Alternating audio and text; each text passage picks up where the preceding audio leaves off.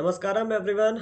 मेरा नाम मृदुल तिवारी है और आज हम एक नई इकाई शुरू करने आ रहे हैं जिसका नाम है अनुवांशिकी, है ना। अनुवांशिकी इंग्लिश में जिसको जेनेटिक्स कहते हैं। इसमें 3 चैप्टर हमें पढ़ने हैं और सबसे पहला आज चैप्टर हम पढ़ेंगे जिसका नाम है वंशागति तथा विविधता के सिद्धांत। ठीक है, तो ये पहला चैप्टर है जो कि आज हम पढ़ेंगे। ठीक। अच्छा, ये वन शॉट वीडियो होगा, मतलब इस वीडियो में मैं आपको पूरा चैप्टर अच्छे से पढ़ाऊंगा और ये माइंड मैप के थ्रू हम पढ़ेंगे। जो आपको दिख रहा है सामने, इसी माइंड मैप के थ्रू ये चैप्टर हम पढ़ेंगे। ठीक है। पहले मैंने इंग्लिश में माइंड मैप बनाया था तो इसको ट्रांसलेट करके दिया है मेरे एक स्टूडेंट ही है, मनोज यादव जी ने। तो उनको आप थैंक्स बोल सकते हैं, है ना। तो शुरू करते हैं इस चैप्टर को, क्योंकि टाइम हमारे पास है नहीं ज़्यादा, तो वेस्ट नहीं करेंगे। ठीक है। तो हमारे चैप्टर का नाम सबसे पहले समझो, क्योंकि नाम समझे बिना आगे नहीं बढ़ सकते हम ना। चैप्टर का नाम है वंशागति तथा विविधता के सिद्धांत। ठीक है। तो वंशागति सबसे पहले क्या होती है? वंशागति मतलब होता है कि जो हमारे पेरेंट्स होते हैं, है ना, जो भी पेरेंट्स होते हैं उनके जो लक्षण होते हैं वो संतानों के अंदर आते हैं। इसी को कहते हैं वंशागति। तो पेरेंट्स के लक्षणों का संतानों के अंदर आना वंशागति कहलाता है। ठीक है। जैसे पेरेंट्स होते हैं यानी माँ बाप। माँ बाप की आंखें काली है तो संतानों की आंख काली होगी, तो ये एक लक्षण है जो कि पेरेंट्स से, माँ बाप से संतानों के अंदर आया। इसी को कहते हैं वंशागति। विविधता क्या होती है? जो पेरेंट्स होते हैं और जो संतान होती है वो आपस में एक दूसरे से अलग अलग दिखते हैं। इसके अलावा अगर संतानें एक से ज्यादा है, मान लेते हैं किसी माँ बाप के 3 बच्चे हैं, तो वो तीनों एक दूसरे से अलग अलग दिखेंगे, तो इसको कहते हैं विविधता। यानी पेरेंट्स का संतानों से और संतानों का आपस में एक दूसरे से अलग अलग दिखना, अलग अलग लक्षण होना, इसी को कहते हैं विविधता। ठीक है। तो हम वंशागति और विविधता के बारे में पढ़ेंगे इस चैप्टर में। ठीक। अच्छा, इसको हटा देते हैं, इरेज कर देते हैं। ठीक है। तो इस चैप्टर में सबसे पहले शुरुआत की है मेंडल जी ने, ग्रेगर जॉन मेंडल पूरा नाम है इनका। इन्होंने सबसे पहले एक्सपेरिमेंट किया था, प्रयोग किया था। किस चीज के ऊपर प्रयोग किया इन्होंने? उद्यान मटर के ऊपर। ठीक है। तो जो मटर का पेड़ होता है उसके ऊपर इन्होंने प्रयोग किया, 7 सालों तक प्रयोग किया, 1856 से लेकर 1863 तक। ठीक है। डेट डेट इंपॉर्टेंट है, आपको पूछी जा सकती है नीट के एग्जाम में। ठीक है। क्लास 12 और नीट दोनों के लिए आप वीडियो देख सकते हैं, क्योंकि पूरी तरीके से एनसीईआरटी की किताब से है। ठीक है, ये पूरा नोट्स जो है। ठीक। तो मेंडल ने 7 साल तक प्रयोग किया, 1856 से 63 तक। ठीक है। अच्छा, मेंडल के प्रयोग के बारे में अभी हम आगे पढ़ेंगे। फिलहाल कुछ चीजें और है, जैसे एक ही जीन के अलग अलग रूपों को एलील या फिर युग्म विकल्पी कहा जाता है। अब सबसे पहले जीन समझो क्या होता है। तो देखो, जैसे मान लेते हैं हमारा जो सेल होती है, हमारी कोई भी सेल आप उठा के देखो तो उसमें ऐसे डीएनए पाया जाता है ना। हमारे सेल्स के अंदर ऐसे डीएनए पाया जाता है। डीएनए का कोई एक हिस्सा जो कि हमें कोई ना कोई लक्षण प्रोवाइड करता हो, प्रदान करता हो, है ना। मान लेते हैं डीएनए का ये हिस्सा हमें कोई एक ना कोई एक लक्षण देता है, तो इस हिस्से को हम कहेंगे कि ये एक हिस्सा जो है वो जीन है। ठीक है। ये हिस्सा क्या है? जीन। ये हमारे किसी एक लक्षण को देता है, या कह लो कंट्रोल करता है। ठीक है। जैसे मान लेते हैं एक जीन, मान लेते हैं हमारे आंखों के कलर का हो गया। ठीक है। मान लेते हैं डीएनए का ये हिस्सा जो मैंने दिखाया, यहाँ से लेके यहाँ तक डीएनए का ये इतना हिस्सा हमारी आंखों के कलर को डिसाइड करता है। तो ये एक हिस्सा क्या कहलाएगा? जीन। अब जीन के जो अलग अलग रूप होते हैं उनको युग्म विकल्पी या एलील कहते हैं। तो देखो, आंखों का ये वाला जीन है हमारे, अब इस जीन के अलग अलग रूप हो सकते हैं। ए रूप हो गया, और मान लेते हैं एक स्मॉल ए कह लेते हैं। ठीक है। अब जो ये कैपिटल ए वाला है, मान लेते हैं अगर ये वाला रूप आ गया किसी के अंदर, तो उसकी आंखें काले रंग की होंगी, ब्लैक रंग की होंगी। ठीक है। अगर स्मॉल ए वाला जीन किसी के अंदर आ गया, मतलब एलील किसी के अंदर आ गया, तो उसकी आंखें मान लेते हैं रेड कलर की, लाल रंग की आंखें हो जाएंगी उसकी। तो ये जो ए, कैपिटल ए और स्मॉल ए है, ये क्या है? इसी जीन के अलग अलग रूप है, और इन्हीं कैपिटल ए स्मॉल ए को हम क्या कहेंगे? एलील कहेंगे या फिर युग्म विकल्पी कहेंगे। तो जीन समझ में आया? वो हिस्सा जो हमें कोई ना कोई कैरेक्टर देता हो, और उस जीन के अलग अलग रूपों को हम कहते हैं एलील। ठीक। फिर से इसको मिटा देते हैं, आगे बढ़ते हैं। जो मेंडल थे उन्होंने जीन को कारक कहा। एक्चुअली जब मेंडल प्रयोग करते थे उस समय पे जीन शब्द को यूज नहीं किया जाता था ना, ये शब्द बना ही नहीं था उस समय। तो मेंडल ने जीन की जगह पे कारक शब्द का प्रयोग किया था। ठीक। अब एक साइंटिस्ट थे, एक वैज्ञानिक थे, आरसी पनेट नाम के। इन्होंने पनेट वर्ग का आविष्कार किया। कुछ इस तरीके से देखने में होता है, हम आगे पढ़ेंगे किस तरीके से काम आता है। ठीक है। तो पनेट वर्ग का इन्होंने आविष्कार किया, और ये ब्रिटेन के आनुवांशिकविद थे, मतलब जेनेसिस थे। ठीक है। यानी ये आनुवांशिकी की ही पढ़ाई करते थे, तो इस वजह से आनुवांशिकविद कहा जाता है। ठीक है। तो ब्रिटेन के रहने वाले थे और आनुवांशिकविद थे पनेट। ठीक है, आरसी पनेट। ठीक। अब यहाँ पे आ जाते हैं। जो वंशागति होती है ये आनुवांशिकी का आधार है। मतलब जो वंशागति यानी माँ बाप से कैरेक्टर का, लक्षणों का बच्चों के अंदर आना, है ना, वंशागति, ये आनुवंशिकी का आधार है। इस वजह से इस चैप्टर में हम वंशागति के बारे में अच्छे से पढ़ेंगे, ठीक है। यही पे एनसीईआरटी ने साहिवाल गाय के बारे में बताया है। इन्होंने बताया कि कृत्रिम चयन के द्वारा साहिवाल गाय को विकसित किया गया है। अब विकसित किया गया मतलब पहले साहिवाल गाय हमारे पास नहीं होती थी, हमने कृत्रिम चयन यानी आर्टिफिशियल सिलेक्शन करके इसको विकसित किया। अब कृत्रिम चयन यानी आर्टिफिशियल सिलेक्शन से पहले आप नेचुरल सिलेक्शन समझो। नेचुरल सिलेक्शन क्या होता है? मान लेते हैं दो तरह की गाय थी या दो तरह के ऑर्गेनिज थे, मान लेते हैं ए और बी, ये दो प्रजाति थी ऑर्गेनिज की, है ना, ये दो अलग अलग प्रजातियां हैं, ए और बी। अब जो ए था इसको पानी में तैरना नहीं आता था और बी को पानी में तैरना आता था। तो मान लेते हैं किसी जगह पे बाढ़ आ गई, अब क्योंकि बी को पानी में तैरना आता है तो बी सरवाइव करेगा, मतलब ये बचा रहेगा और ये आगे बढ़ता चला जाएगा, बी वाली प्रजाति बची रहेगी। और अगर बाढ़ आई है तो ए वाला क्योंकि जानते ही नहीं है पानी में तैरना, तो ए वाली प्रजाति एकदम खत्म हो जाएगी। इसको कहते हैं नेचुरल सिलेक्शन यानी प्राकृतिक चयन होना, या क्योंकि प्रकृति यहाँ पे डिसाइड कर रही है कि कौन आगे बढ़ेगा और कौन नहीं बढ़ सकता है आगे, ठीक है, इसको प्राकृतिक चयन कहते हैं। तो इसी तरीके से अच्छा दूसरा तरीका होता है कृत्रिम चयन। कृत्रिम चयन क्या होता है? जब हम लोग इंसान लोग करते हैं अपने हिसाब से, मान लेते हैं ए और बी दो तरह की गाय थी। जो बी थी वो बहुत ही अच्छा दूध देती थी, है ना, दूध ज्यादा अच्छा देती थी और इससे बीमारी आसानी से नहीं होती थी, तो ये हमें गाय अच्छी लगी और ये हमने चयन कर दिया, इसको हम चयन कर लिए, है ना। ए वाली को हम पालते नहीं थे तो धीमे धीमे ए वाली खत्म हो गई और बी वाली बढ़ती चली गई, ठीक है, इसको कहते हैं कृत्रिम चयन करना। समझ में आया? ठीक है। तो मैं आपको अच्छे से हर एक जो शब्द हैं उनको समझाऊंगा जिससे आपको समझ में आए। तो साहिवाल गाय को कृत्रिम चयन और पालतू बनाकर हमने विकसित किया है, ठीक है। अब हम आगे आते हैं मेंडल के प्रयोग पे। तो मेंडल ने किस पे प्रयोग किया था? मटर पे। और मटर के उन्होंने कई सारे लक्षण दिए थे। कितने लक्षण? टोटल 7 लक्षणों को मेंडल ने देखा। जैसे तने की ऊंचाई, है ना। अब किसी भी एक लक्षण में मेंडल ने देखा कि दो अलग अलग जीन हो सकते हैं, है ना, एलील हो सकते हैं, है ना। एक एलील प्रभावी होता है और एक एलील अप्रभावी होता है। जैसे जो तने की ऊंचाई थी उसमें जो लंबा वाला एलील था, मतलब तने को लंबा बनाने वाला एलील था, वो प्रभावी था। और जो तने को बौना बनाने वाला एलील था, मतलब उसकी हाइट कम रखने वाला एलील था, वो अप्रभावी था। ऐसे ही फूल के रंगों में मंडल ने देखा कि बैगनी रंग देने वाला जो एलील था वो प्रभावी था, सफेद रंग देने वाला एलील जो था वो अप्रभावी था। फूल की स्थिति अक्षीय फूल वाला प्रभावित था और अंत्य वाला अप्रभावित था। ऐसे फली का आकार, आपने फली देखी है मटर की, फूली हुई ज्यादातर रहती है क्योंकि ये प्रभावित होता है ना, सिकुड़ी हुई मटरें कम दिखती हैं क्योंकि ये अप्रभावी होते हैं। फली का रंग देखो ज्यादातर हरे देखने को मिलता है, पीला बहुत कम देखने को मिलता है, अप्रभावी। क्योंकि बीज का आकार देखे तो गोल ही बीज देखने को मिलता है, मटर आपने देखी ही है। मुरझाया हुआ बीज कम देखने को मिलता है क्योंकि यह अप्रभावी होता है। ऐसे ही बीज का रंग ज्यादातर पीला होता है, हरा रंग कम देखने को मिलता है, ठीक है। तो ये हरा अप्रभावित होता है, पीला प्रभावी होता है, ठीक है। तो देखो कोई भी लक्षण जो मेंडल ने लिया उसके दो विशेषक, इन्हें विशेषक कहा जाता है, इंग्लिश में ट्रेट कहते हैं। लक्षण के दो विशेषक देखने को मिलते थे, एक प्रभावी और एक अप्रभावी। हमेशा मेंडल ने देखा कि किसी भी एक लक्षण के दो विशेषक देखने को मिले, ठीक है। अब इन्होंने हर एक को लेके प्रयोग करना शुरू किया। पहले तने की ऊंचाई पे प्रयोग किया, फिर फूल के रंग पे, फिर फूल की स्थिति पे।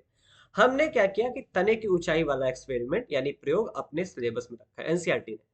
तो हम यहाँ पे देखेंगे तने की ऊंचाई वाला प्रयोग इस जगह पे, ठीक है।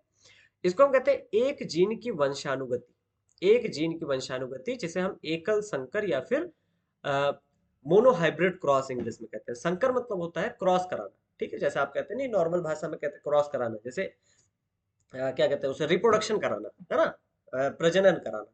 तो एकल संकर यानी मोनोहाइब्रिड क्रॉस। अच्छा यहाँ पे क्योंकि एक जीन को हम लेके चल रहे हैं, हमने सिर्फ एक जीन, कौन सा जीन? हमने जो जीन तने की ऊंचाई के लिए रिस्पॉन्सिबल है उसी जीन को हमने पकड़ रखा है।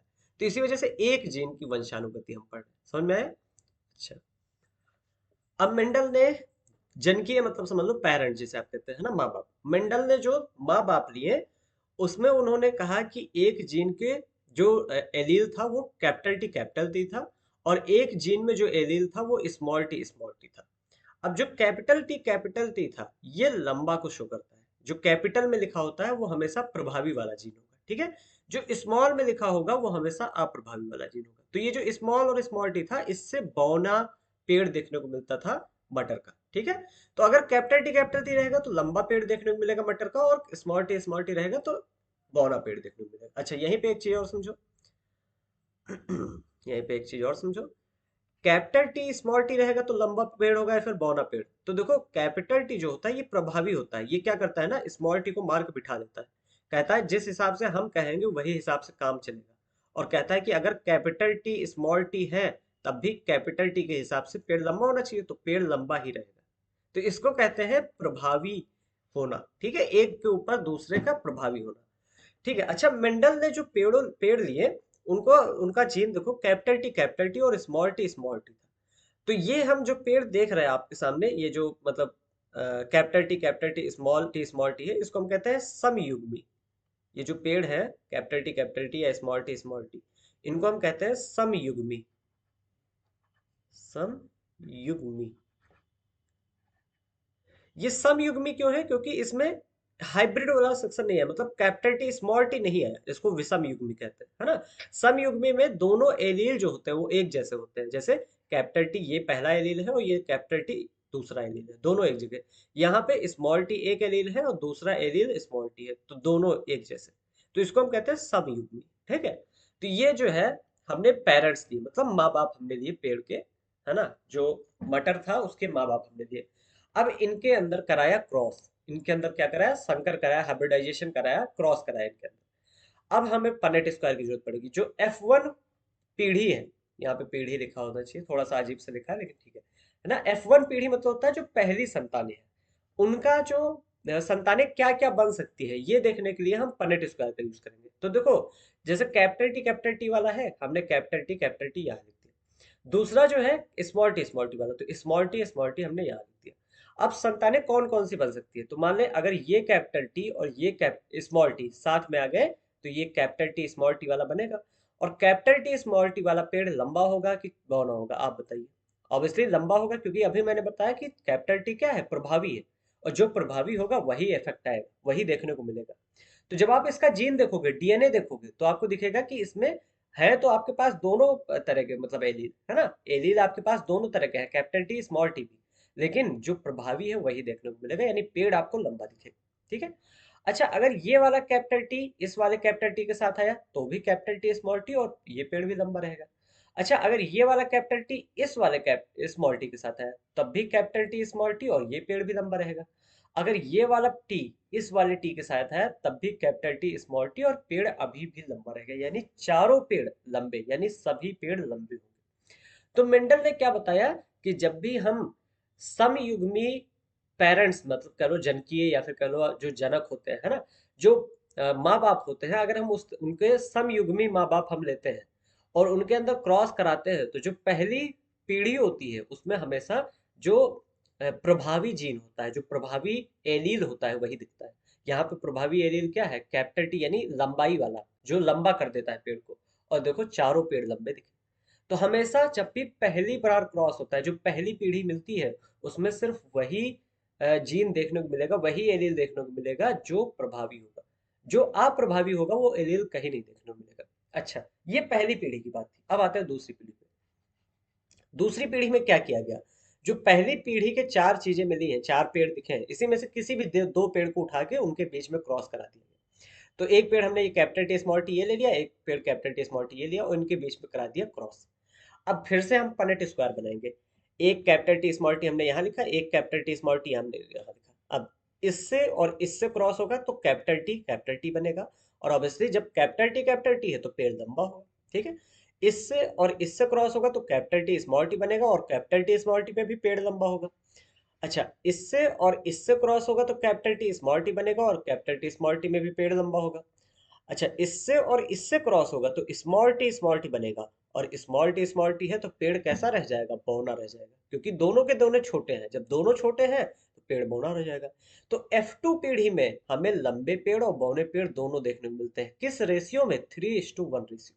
ये चीज बहुत इंपॉर्टेंट है। F1 पीढ़ी में हमें क्या बौने पेड़ देखने को मिले थे? नहीं, सिर्फ वही देखने को मिला था जो प्रभावी है। लेकिन F2 में जो प्रभावी है, जो अप्रभावी है, वो दोनों देखने को मिले। ठीक है। ये F2, और इसको हम कहते हैं एकल संकर। ये पूरी तरीके से आपको समझ में आ गया होगा, है ना। टाइम लगा है इतना। ठीक है। अब यहाँ पे आओ।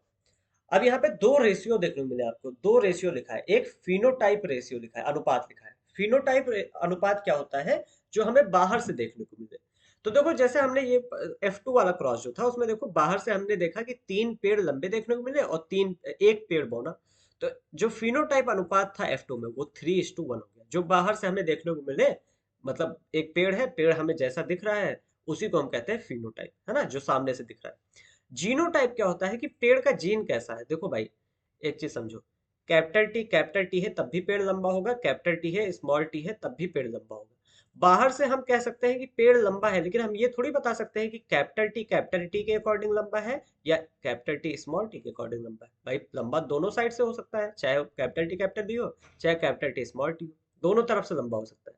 तो हम जो जीनोटाइप अनुपात है वो हम देख के नहीं बता सकते पेड़ को, है ना, फिनोटाइप अनुपात देख के देख सकते बता सकते हैं, है ना, क्योंकि सिर्फ हमें देखना है कि बाहर से पेड़ कैसा है, लंबा है तो लंबा हमने लिख दिया और छोटा है तो छोटा, ठीक है। तो अब हम जीनोटाइप अनुपात देखेंगे। जीनोटाइप में हमें देखना होगा कि कौन कैपिटल टी स्मॉल टी है, कौन स्मॉल टी है, कौन कैपिटल टी है। जीनोपात अनुपात जो है, जीनोटाइप अनुपात जो है वो 1:2:1 आया। किसके रेशियो में, कैपिटल टी वाला एक था, जो कि देखो यहाँ पे कैपिटल टी वाला एक था, कैपिटल टी स्मॉल टी वाले दो थे, तो देखो कैपिटल टी स्मॉल टी एक यहाँ और कैपिटल टी स्मॉल टी एक यहाँ, है ना, और स्मॉल टी वाला एक था तो स्मॉल टी वाला एक था, और ये अनुपात है जीनोटाइप का 1:2:1, ठीक है।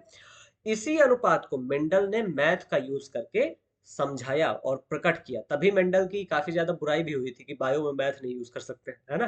तो ये पहली बार बायो में मैथ यूज किया मेंडल ने ये फॉर्मूला रखा है ax+by का होल स्क्वायर, और इसमें इन्होंने ए और बी को आधा रखा। ए और बी जो है वो बेसिकली चांस दिखाते हैं कि क्या चांस है, जैसे ह्यूमन में मतलब इंसान की बात करें तो देखो लड़का और लड़की होने के चांसेस 50-50% रहते हैं, 50% चांस से बच्चा लड़का होगा और 50% चांस से बच्चा लड़की होगी, ठीक है। तो ए और बी जो है वो चांस दिखाते हैं कि क्या चांस है, और आधा आधा चांस रहता है किसी भी जगह पे, है ना। और जो एक्स और वाई है यहाँ पे वो एलील को दर्शाता है, कैपिटल टी और स्मॉल टी एलील को दर्शाता है। अब इसमें फॉर्मूले में आप रखोगे ना तो यही 1:2:1 का अकॉर्डिंग फॉर्मूला आपका आएगा, ठीक है।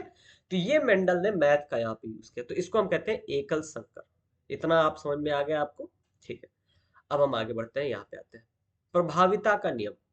अब मेंडल ने ये एकल संकर जब किया, है ना, एक जीन की वंशानुगति जब मेंडल ने पढ़ी तब उन्होंने प्रभाविता का नियम दिया।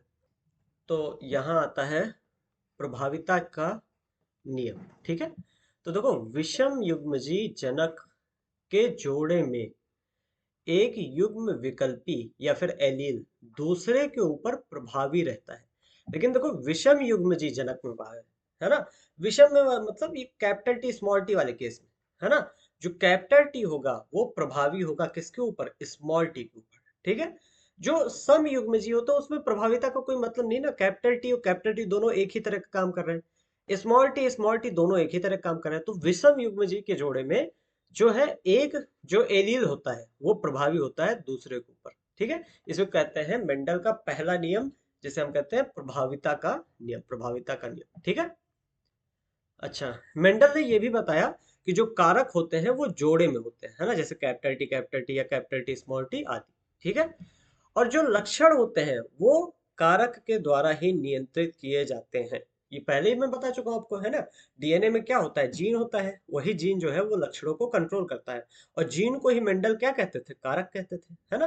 तो मेंडल जब कह रहे हैं कि नियंत्रित किसके द्वारा किया जाता है, कारक के द्वारा, है ना, लक्षण जो है वो कारक के द्वारा नियंत्रित किया जाता है, मतलब लक्षण जो है वो जीन के द्वारा नियंत्रित किया जाता है। समझ में आ गया। तो ये प्रभाविता का नियम था और दो पॉइंट्स आपके सामने थे, ठीक है।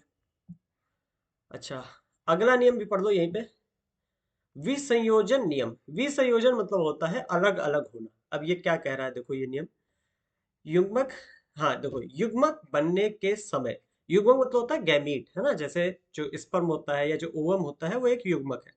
तो गैमीट या युग्मक बनने के समय कारकों के एक जोड़े या एलील के सदस्य विसंयोजित हो जाते हैं, अलग अलग हो जाते हैं, जैसे कैपिटल टी स्मॉल टी है ना, जैसे ये मान लेते हैं हमारी नॉर्मल एक सेल है ना, उसमें कैपिटल टी स्मॉल टी दोनों होगा, लेकिन जब विसंयोजन नियम मतलब जब वो होता है युग्मक बनते हैं, गैमीट बनते हैं, तो जो स्पर्म बनता है, मान लेते हैं एक स्पर्म ये बना, एक स्पर्म ये बना। तो ये जो कैपिटल टी स्मॉल टी है वो एक में कैपिटल टी जाएगा, एक में स्मॉल टी जाएगा। तो कैपिटल टी स्मॉल टी जो एलील्स हैं, ये एलील अलग अलग हो जाते हैं, ठीक है। तो जो सदस्य विसंयोजित, एलील के सदस्य विसंयोजित हो जाते हैं, मतलब अलग अलग हो जाते हैं, ठीक है। और युग्मक को दो में से एक ही कारक प्राप्त होता है। मतलब किसी एक गैमीट को दो में से एक ही कारक मिलते हैं। एक को कैपिटल टी मिलेगा तो दूसरे को स्मॉल टी मिलेगा, ठीक है। तो यही है विसंयोजता का विसंयोजन नियम, ठीक है। तो जब गैमीट्स बनते हैं, युग्मक बनने के समय कारकों को एक जोड़े या एलील के सदस्य विसंयोजित हो जाते हैं, है ना, अलग अलग हो जाते हैं। और युग्मक को दो में से एक ही कारक प्राप्त होता है, ठीक। तो ये तो बहुत आसान है, ठीक है। तो ये मेंडल का दूसरा नियम है, विसंयोजन नियम, ठीक है। हम्म। अब एक क्वेश्चन ये भी बहुत इंपॉर्टेंट आता है कि अप्रभावी एलील बना सकता है। देखो जो अप्रभावी, हमने कहा है कि जैसे कैपिटल टी स्मॉल टी है ना, कैपिटल टी स्मॉल टी में कैपिटल टी वाला प्रभावी है और स्मॉल टी वाला अप्रभावी। स्मॉल टी वाला भाई अप्रभावी क्यों है, यहां से आपको पता चलेगा कि जो अप्रभावी वाला एलील होता है वो या फिर कम कार्यक्षम किण्वक बनाता है, किण्वक मतलब होता है एंजाइम, है ना। तो या फिर वो कम कार्यक्षम मतलब कम काम करने वाला एंजाइम बनाता है, या फिर वो अकार्यात्मक एंजाइम बनाता है, मतलब ऐसा एंजाइम जो कार्य करता ही नहीं है।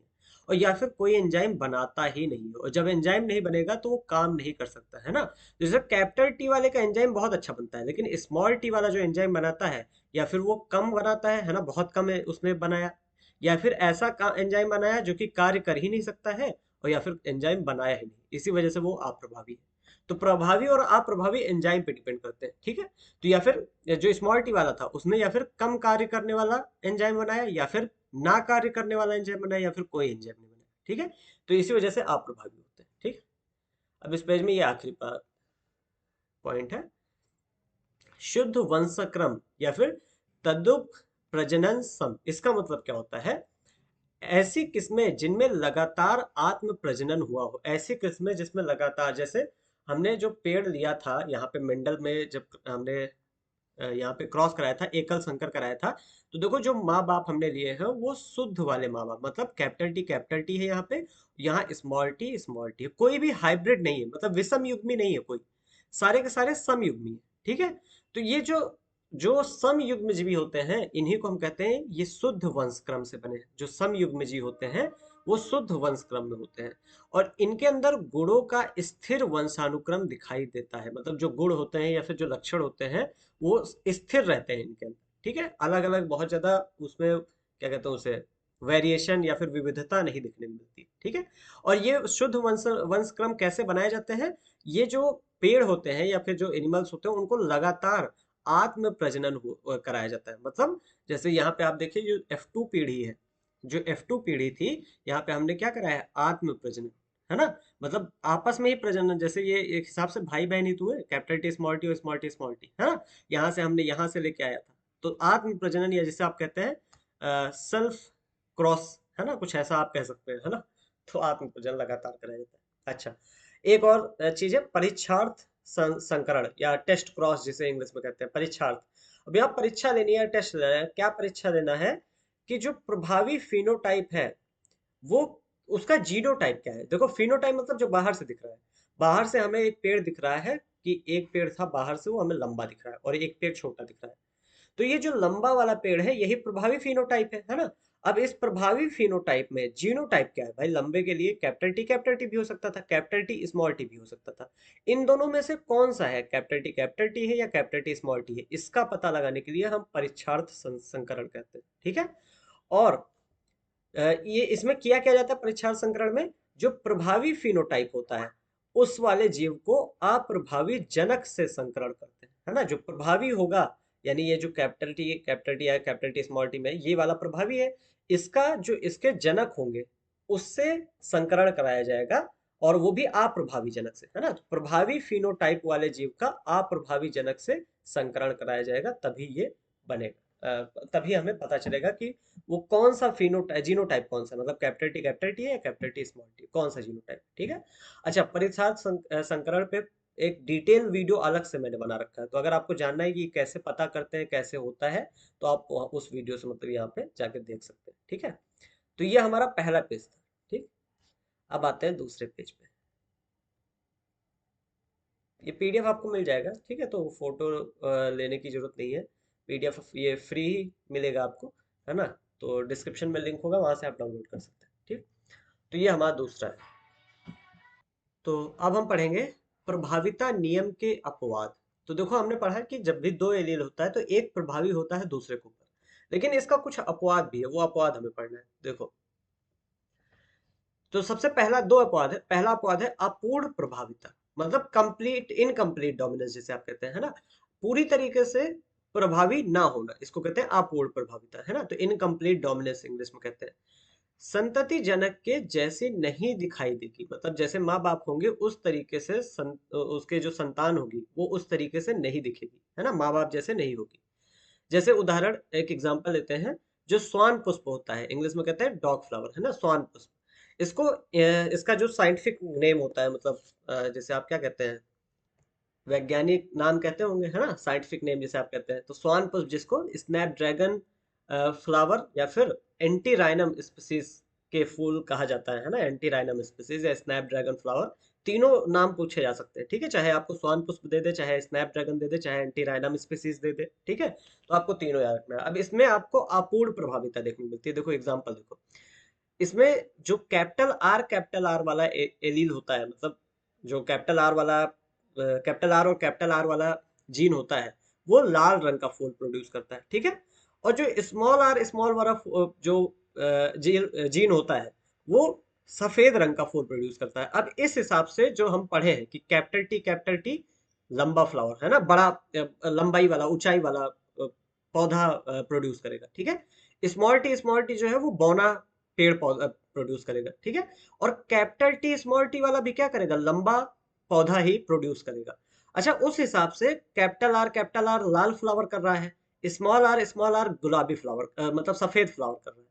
तो जो कैपिटल आर स्मॉल आर है, ये भी तो लाल फ्लावर ही करना चाहिए, क्योंकि एक डोमिनेंट हो, मतलब एक क्या है, प्रभावी है, और दूसरा अप्रभावी है ना। फूल कैसा होना चाहिए, लाल ही तो होना चाहिए। लेकिन यहाँ पे इनकम्प्लीट डोमिनेंस यानी अपूर्ण प्रभाविता की वजह से जो कैपिटल आर स्मॉल आर वाला जो जीन होता है वो गुलाबी रंग का फूल दिखाता है। और ये देखो, जो गुलाबी रंग का फूल है, माँ बाप से नहीं मैच कर रहा, ना माँ की तरह है ना बाप की तरह, है ना। ना ना लाल रंग का है ना सफेद रंग का है, ये गुलाबी रंग का है, ठीक है। तो यहाँ पे अपूर्ण प्रभाविता में हम कहते हैं कि जो संतति होती है या जो संतान होती है वो जनक के जैसी नहीं दिखाई देती, है ना, माँ बाप की जैसी नहीं होती है, ठीक है। नॉर्मली क्या होना था कि जैसे कैपिटल टी लंबा होता है, कैपिटल टी स्मॉल टी भी लंबा ही होता है, क्योंकि एक प्रभावी है, वैसे ही कैपिटल आर स्मॉल आर भी लाल रंग होना चाहिए था, है ना, क्योंकि एक प्रभावी है दूसरे के ऊपर। लेकिन यहाँ पे कंप्लीट नहीं है ना, अपूर्ण प्रभाविता है, जिसकी वजह से ये गुलाबी रंग देता है, ठीक है। तो ये पहला प्रभाविता के नियम का अपवाद है, मतलब जो प्रभाविता का नियम था मेंडल का, वो फॉलो नहीं हो रहा है यहाँ पे, है ना, वो नहीं देखा जा रहा है यहाँ पे, ठीक है। दूसरा अपवाद देखो, दूसरा पद है सह प्रभाविता का। सह प्रभाविता या को डोमिनेंस इसे कहते हैं, जब दोनों माँ बाप के दोनों के कैरेक्टर दिखने लगे, मतलब जैसे यहाँ पे देखो, संतति दोनों जनक की तरह दिखाई देती है, एक ही समय पे दोनों जनक की तरह दिखाई देगी। जैसे उदाहरण देखो, जो एबीओ ब्लड ग्रुपिंग होती है, रक्त समूह होता है, मतलब हमने जैसे आपसे पूछा जाता है कि आपका ब्लड ग्रुप क्या है या रक्त समूह क्या है, तो आप कहोगे ए है, बी है ना, या ओ है, इस तरह से। तो ये जो एबीओ रक्त समूह होता है, ये आई नाम का एक जीन होता है, उसी के द्वारा कंट्रोल किया जाता है, क्योंकि हर एक हमारे लक्षण किससे कंट्रोल होते हैं, एक जीन से।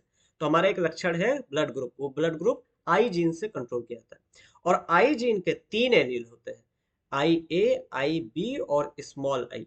और जो स्मॉल आई वाला एलील होता है, ये किसी तरह की शर्करा नहीं बनाता है। देखो, आई ए जो होता है वो किसी एक तरह की सुगर बनाता है, सुगर को यहाँ पे शर्करा कहा जाता है ना, शर्करा।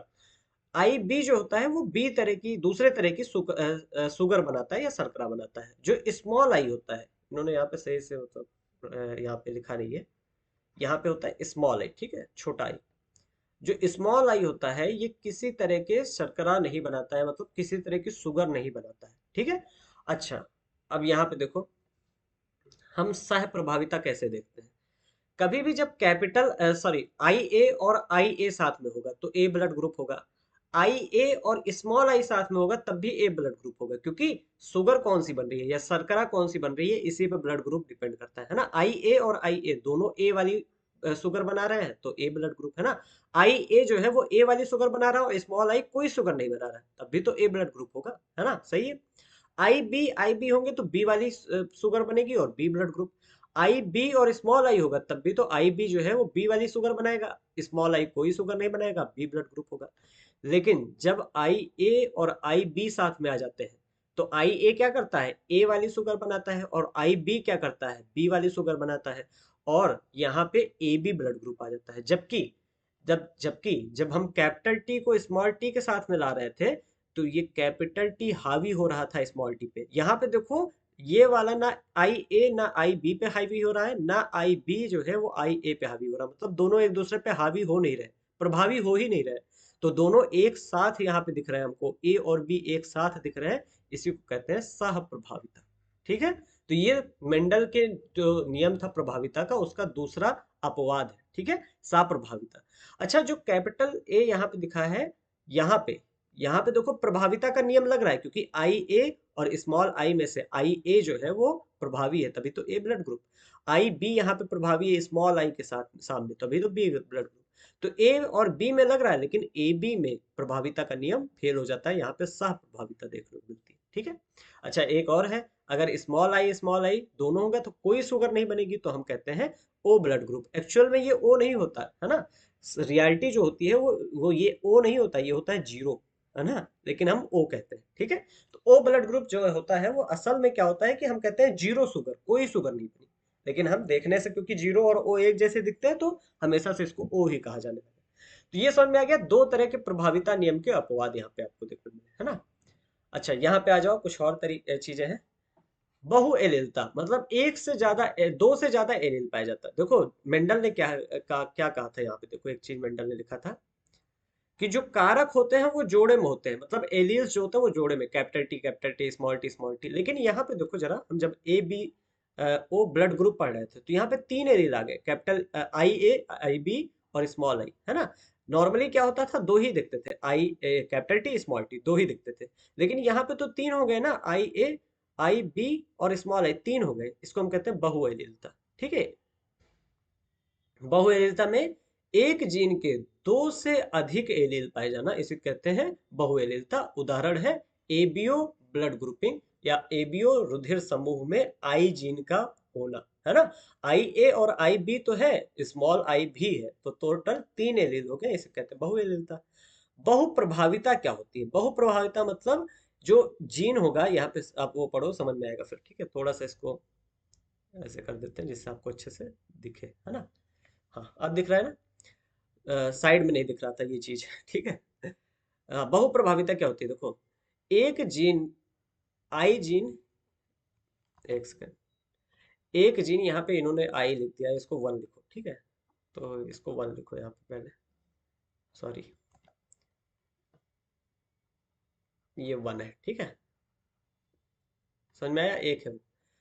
एक जीन एक से अधिक लक्षणों को प्रकट करे या प्रभावित करे या कंट्रोल कर सकता है, तो उसे बहुप्रभाविता कहते हैं। जैसे हमने कहा था कि हमारा एक जीन जो होता है वो हमारे एक लक्षण को कंट्रोल करता है, लेकिन बहुप्रभाविता में एक जीन जो है वो एक से अधिक लक्षणों को कंट्रोल कर रहा है। ठीक है, उदाहरण है यहाँ पे मटर में स्टार्च का बनना। स्टार्च जो है, मटर जो होती है उसके अंदर स्टार्च होता है, ठीक है। स्टार्च बेसिकली खाद्य पदार्थ है ना, खाने योग्य होता है। बेसिकली एक तरह का आप कह लो ग्लूकोज जो होता है, कई सारे ग्लूकोज ऐसे जोड़ के स्टार्च बनाया जाता है, ठीक है, ऐसे ग्लूकोज को जोड़ जोड़ के। तो मटर में स्टार्च होती है, स्टार्च का जो मटर में बनना है वो एक तरह का बहुप्रभाविता का एग्जाम्पल है। कैसे, देखो जो मटर में स्टार्च का बनना है वो बी जीन से कंट्रोल होता है, और जो बी जीन है इसके दो एलील होते हैं, कैपिटल बी और स्मॉल बी। ठीक है, अब जो कैपिटल बी जब आ जाता है एलील, तो स्टार्च में जो दाने हैं वो मतलब जो मटर में है वो स्टार्च, मतलब सॉरी, मटर के अंदर जो स्टार्च है उसके बड़े दाने बनते हैं। लेकिन एक एक चीज तो ये हो गई कि स्टार्च के बड़े दाने बनेंगे, साथ में गोल बीज होगा, तो देखो दो लक्षण यहाँ पे कंट्रोल हो रहे हैं। स्टार्च के दाने के भी मतलब वो कंट्रोल हो रहा है कि स्टार्च का दाना कितना बड़ा होगा, साथ में बीज का जो शेप है, जो बीज का आकार है वो भी यहाँ पे कंट्रोल हो रहा है। ठीक है, तो एक ही एलील से या एक ही जीन से यहाँ पे एक से ज्यादा लक्षण कंट्रोल हो रहे हैं। एक तो कैपिटल बी साथ में अगर आ गया तो स्टार्च के बड़े दाने बनेंगे, साथ में बीज गोल गोल होगा। ठीक है, अगर स्मॉल बी आ गया तो स्टार्च के छोटे दाने बनेंगे और जो बीज है वो भी झुर्रीदार होगा। ठीक है। और अगर कैपिटल बी स्मॉल बी है तो जो स्टार्च है वो मध्यवर्ती होगा, मतलब मीडियम साइज में स्टार्च बनेगा, है ना, मीडियम के स्टार्च के दाने मीडियम होंगे और साथ में गोल बीज होगा।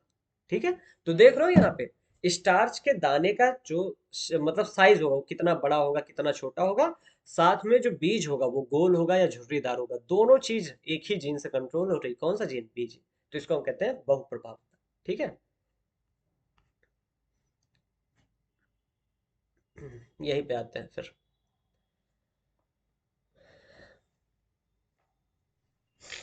अब हम पढ़ेंगे दो जीन की वंशानुगति। ठीक है।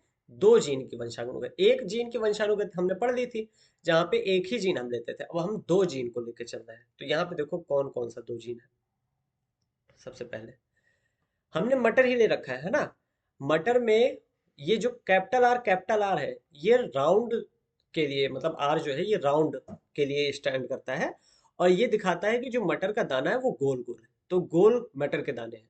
और जो वाई है ये येलो के लिए स्टैंड करता है और ये दिखाता है कि जो मटर के दाने हैं वो पीले रंग के हैं। तो गोल और पीले रंग के मटर के दाने हमने लिए। ठीक है। तो यहाँ पे देखो दो जीन आ जाएगा क्योंकि दो यहाँ पे लक्षण है, एक तो गोल मटर का जो क्या कहते हैं आप आकार है वो गोल है ना, मटर का आकार। और मटर का जो फूल सॉरी जो क्या कहते हैं उसे रंग है वो किस रंग का है, मटर जो मटर है वो किस रंग की है, ये दूसरा हमारा लक्षण हो गया। तो दो लक्षण आ गए और यहाँ पे दो जीन आ गए। ठीक है। तो दो जीन की वंशानुगति। अच्छा, स्मॉल आर जो है ये राउंड के जगह पे, गोल के जगह पे झुर्रीदार हो जाएगी मटर, है ना। और स्मॉल वाई जो है ये हरे रंग की मटर हो जाएगी। ठीक है। तो एक हमारा प्रभावी है, कैपिटल आर प्रभावी है, कैपिटल वाई प्रभावी है, स्मॉल आर जो है ये अप्रभावी है और स्मॉल वाई भी अप्रभावी है। ठीक है। तो गोल और पीले रंग के बीज का हम क्रॉस करा रहे हैं किसके साथ? झुर्रीदार और हरे रंग के बीज का। अब बड़ा सा इसमें क्या कहते हैं पनेट स्क्वायर बना है एनसीईआरटी में, अगर आप देखना चाहें तो देख सकते हैं, पनेट वर्ग एनसीईआरटी में बना हुआ है। ठीक है।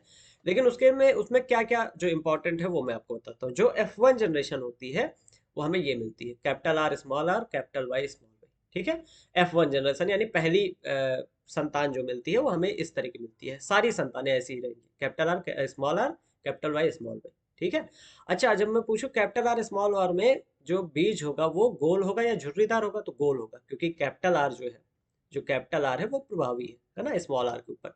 ऐसे ही जो बीज होगा वो पीला होगा या हरा होगा, तो पीला होगा क्योंकि कैपिटल वाई जो है वो प्रभावी है स्मॉल वाई के ऊपर। ठीक है।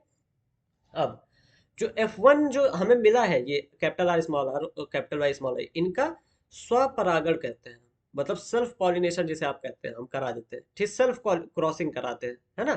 तो हम दो बेसिकली ले लेंगे, दो बीजों को ले लेंगे जिनके अंदर capital R capital Y small Y है, इस तरह के दो बीज हम ले लेंगे और उनको दोनों में आपस में क्रॉस करा देंगे, इसे कहते हैं स्वपरागण। ठीक है। जब हम स्वपरागण कराएंगे इनका तो जो फिनोटाइप अनुपात मिलता है, फिनोटाइप समझे जो बाहर से देखने को मिलता है ना, वही हमें याद भी रखना है, जीनोटाइप नहीं याद रखना। फिनोटाइप अनुपात जो मिलता है वो 9:3:3:1 देखने को मिलता है। अब किस रेशियो में है ये 9:3:3:1, ये किस अनुपात में है? तो जो गोल और पीले अनुपात फूल हमको देखने को मिले वो 9 थे टोटल, है ना। जो गोल और हरे देखने को मिले वो 3 थे, जो झुर्रीदार और पीले देखने को मिले वो 3 थे, और झुर्रीदार और हरे जो देखने को मिले वो 2 थे। ठीक है। सॉरी, एक थे, यहाँ पे दो है ना, देखने में दो लिख रहा है, इसको एक कर दो, है ना, ये एक थे। ठीक है। तो 9:3:3:1, 9:3:3:1। ठीक है।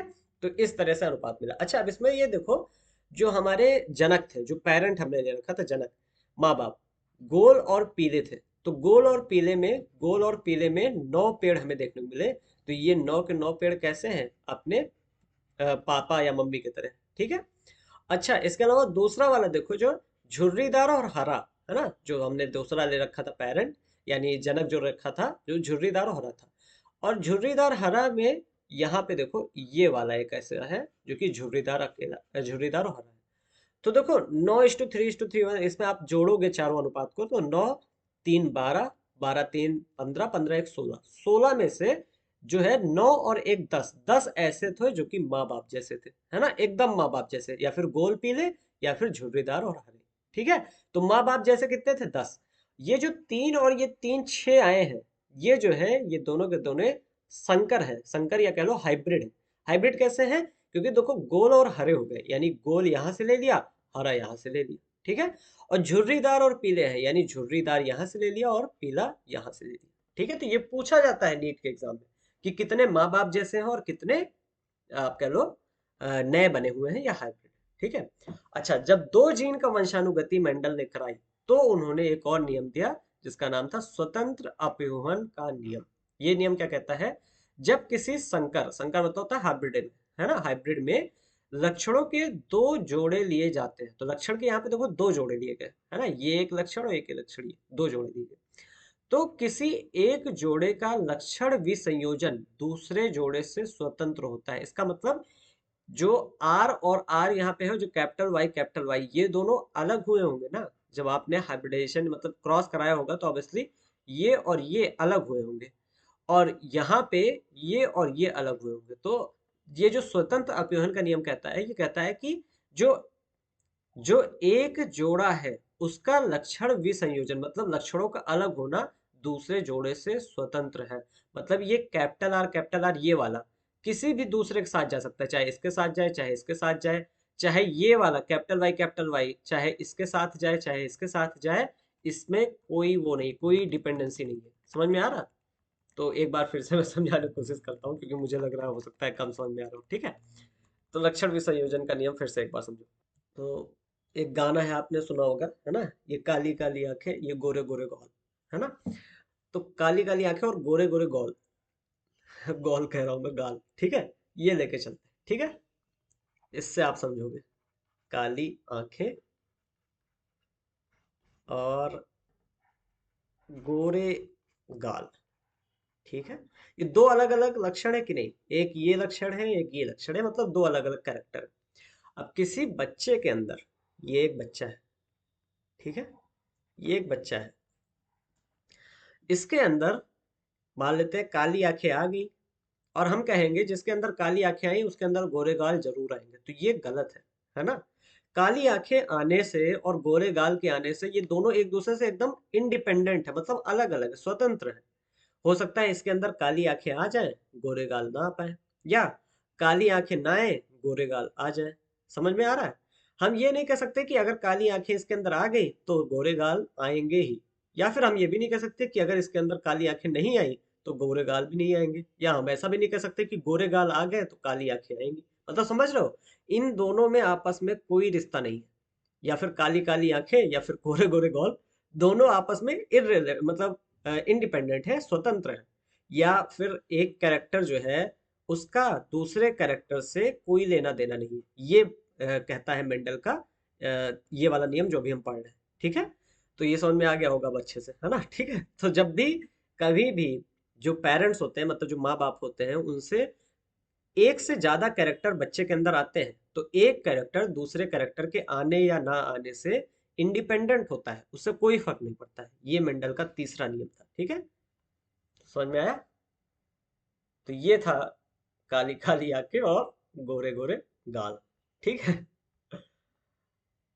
तो हाँ, तो अब पढ़ो, अब समझ में आएगा। जब किसी संकर में लक्षणों के दो जोड़े लिए जाते हैं, जब हमने दो लक्षण लिए, ठीक है, तो किसी एक जोड़े का लक्षण विसंयोजन मतलब किसी एक जोड़े का दूसरे से अलग हो जाना, दूसरे जोड़े से अलग हो जाना स्वतंत्र होता है। मतलब एक लक्षण दूसरे से अलग होना, ये स्वतंत्र है एकदम, ठीक है। वो दोनों एक साथ आएंगे या वो दोनों एक साथ नहीं आएंगे, या एक आएगा तो दूसरा आएगा, ऐसा कुछ नहीं है, ठीक है। तो दोनों का विसंयोजन मतलब सेपरेशन, अलग अलग होना, एकदम अलग होता है, इसे कहते हैं स्वतंत्र अभिव्यंजन का नियम, ठीक है। ओके,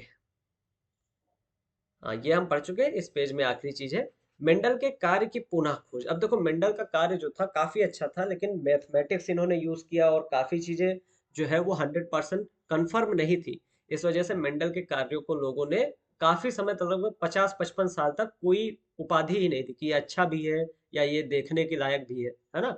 मेंडल के कार्य को इग्नोर किया गया। तो दोबारा मेंडल के कार्य की दोबारा खोज की गई 1900 में। दोबारा खोज क्यों की गई? क्योंकि देखो तीन साइंटिस्ट थे, डी वरीज, कॉरेंस और वान शेरमार्क। इन तीनों ने मिलकर क्या किया, एक्सपेरिमेंट्स करने, प्रयोग करने शुरू किए और उन्होंने देखा कि जो प्रयोग इन्होंने किए हैं वही प्रयोग मेंडल के प्रयोग से एकदम सेम टू सेम थे। और क्योंकि काफी समय बाद ये बात हो रही थी, तो इस समय लोगों ने इनको सीरियस से देखा और इस समय मेंडल को अपना पूरी तरीके से वो दिया गया, क्या कहते हैं, क्रेडिट दिया गया है ना, कि हाँ इन्होंने काफी अच्छा काम किया। ठीक है। हाँ, तो अब हम आते हैं अपने अगले पेज पे, और अगला पेज आता है वंशागति का क्रोमोसोम सिद्धांत, है ना। नेक्स्ट है हमारा टॉपिक वंशागति का क्रोमोसोम सिद्धांत, क्रोमोसोमल थ्योरी ऑफ इनहेरिटेंस। अब देखो, जैसे हम अभी तक मेंडल हम पढ़ रहे थे, तो मेंडल का क्या कहना था कि जीन जो होते हैं वो माँ बाप से बच्चों में आते हैं, और उसी जीन के हिसाब से जो है बच्चों में डिसाइड होता है कौन सा लक्षण आया है, कौन सा नहीं अच्छा है। अब एक दूसरे साइंटिस्ट आए, सटन और बोवेरी। सटन बोवेरी दो साइंटिस्ट थे, इन दोनों ने मिलके बताया, यहाँ पे बोवेरी होगा, ठीक है बच्चे। ये गलत लिख गया है,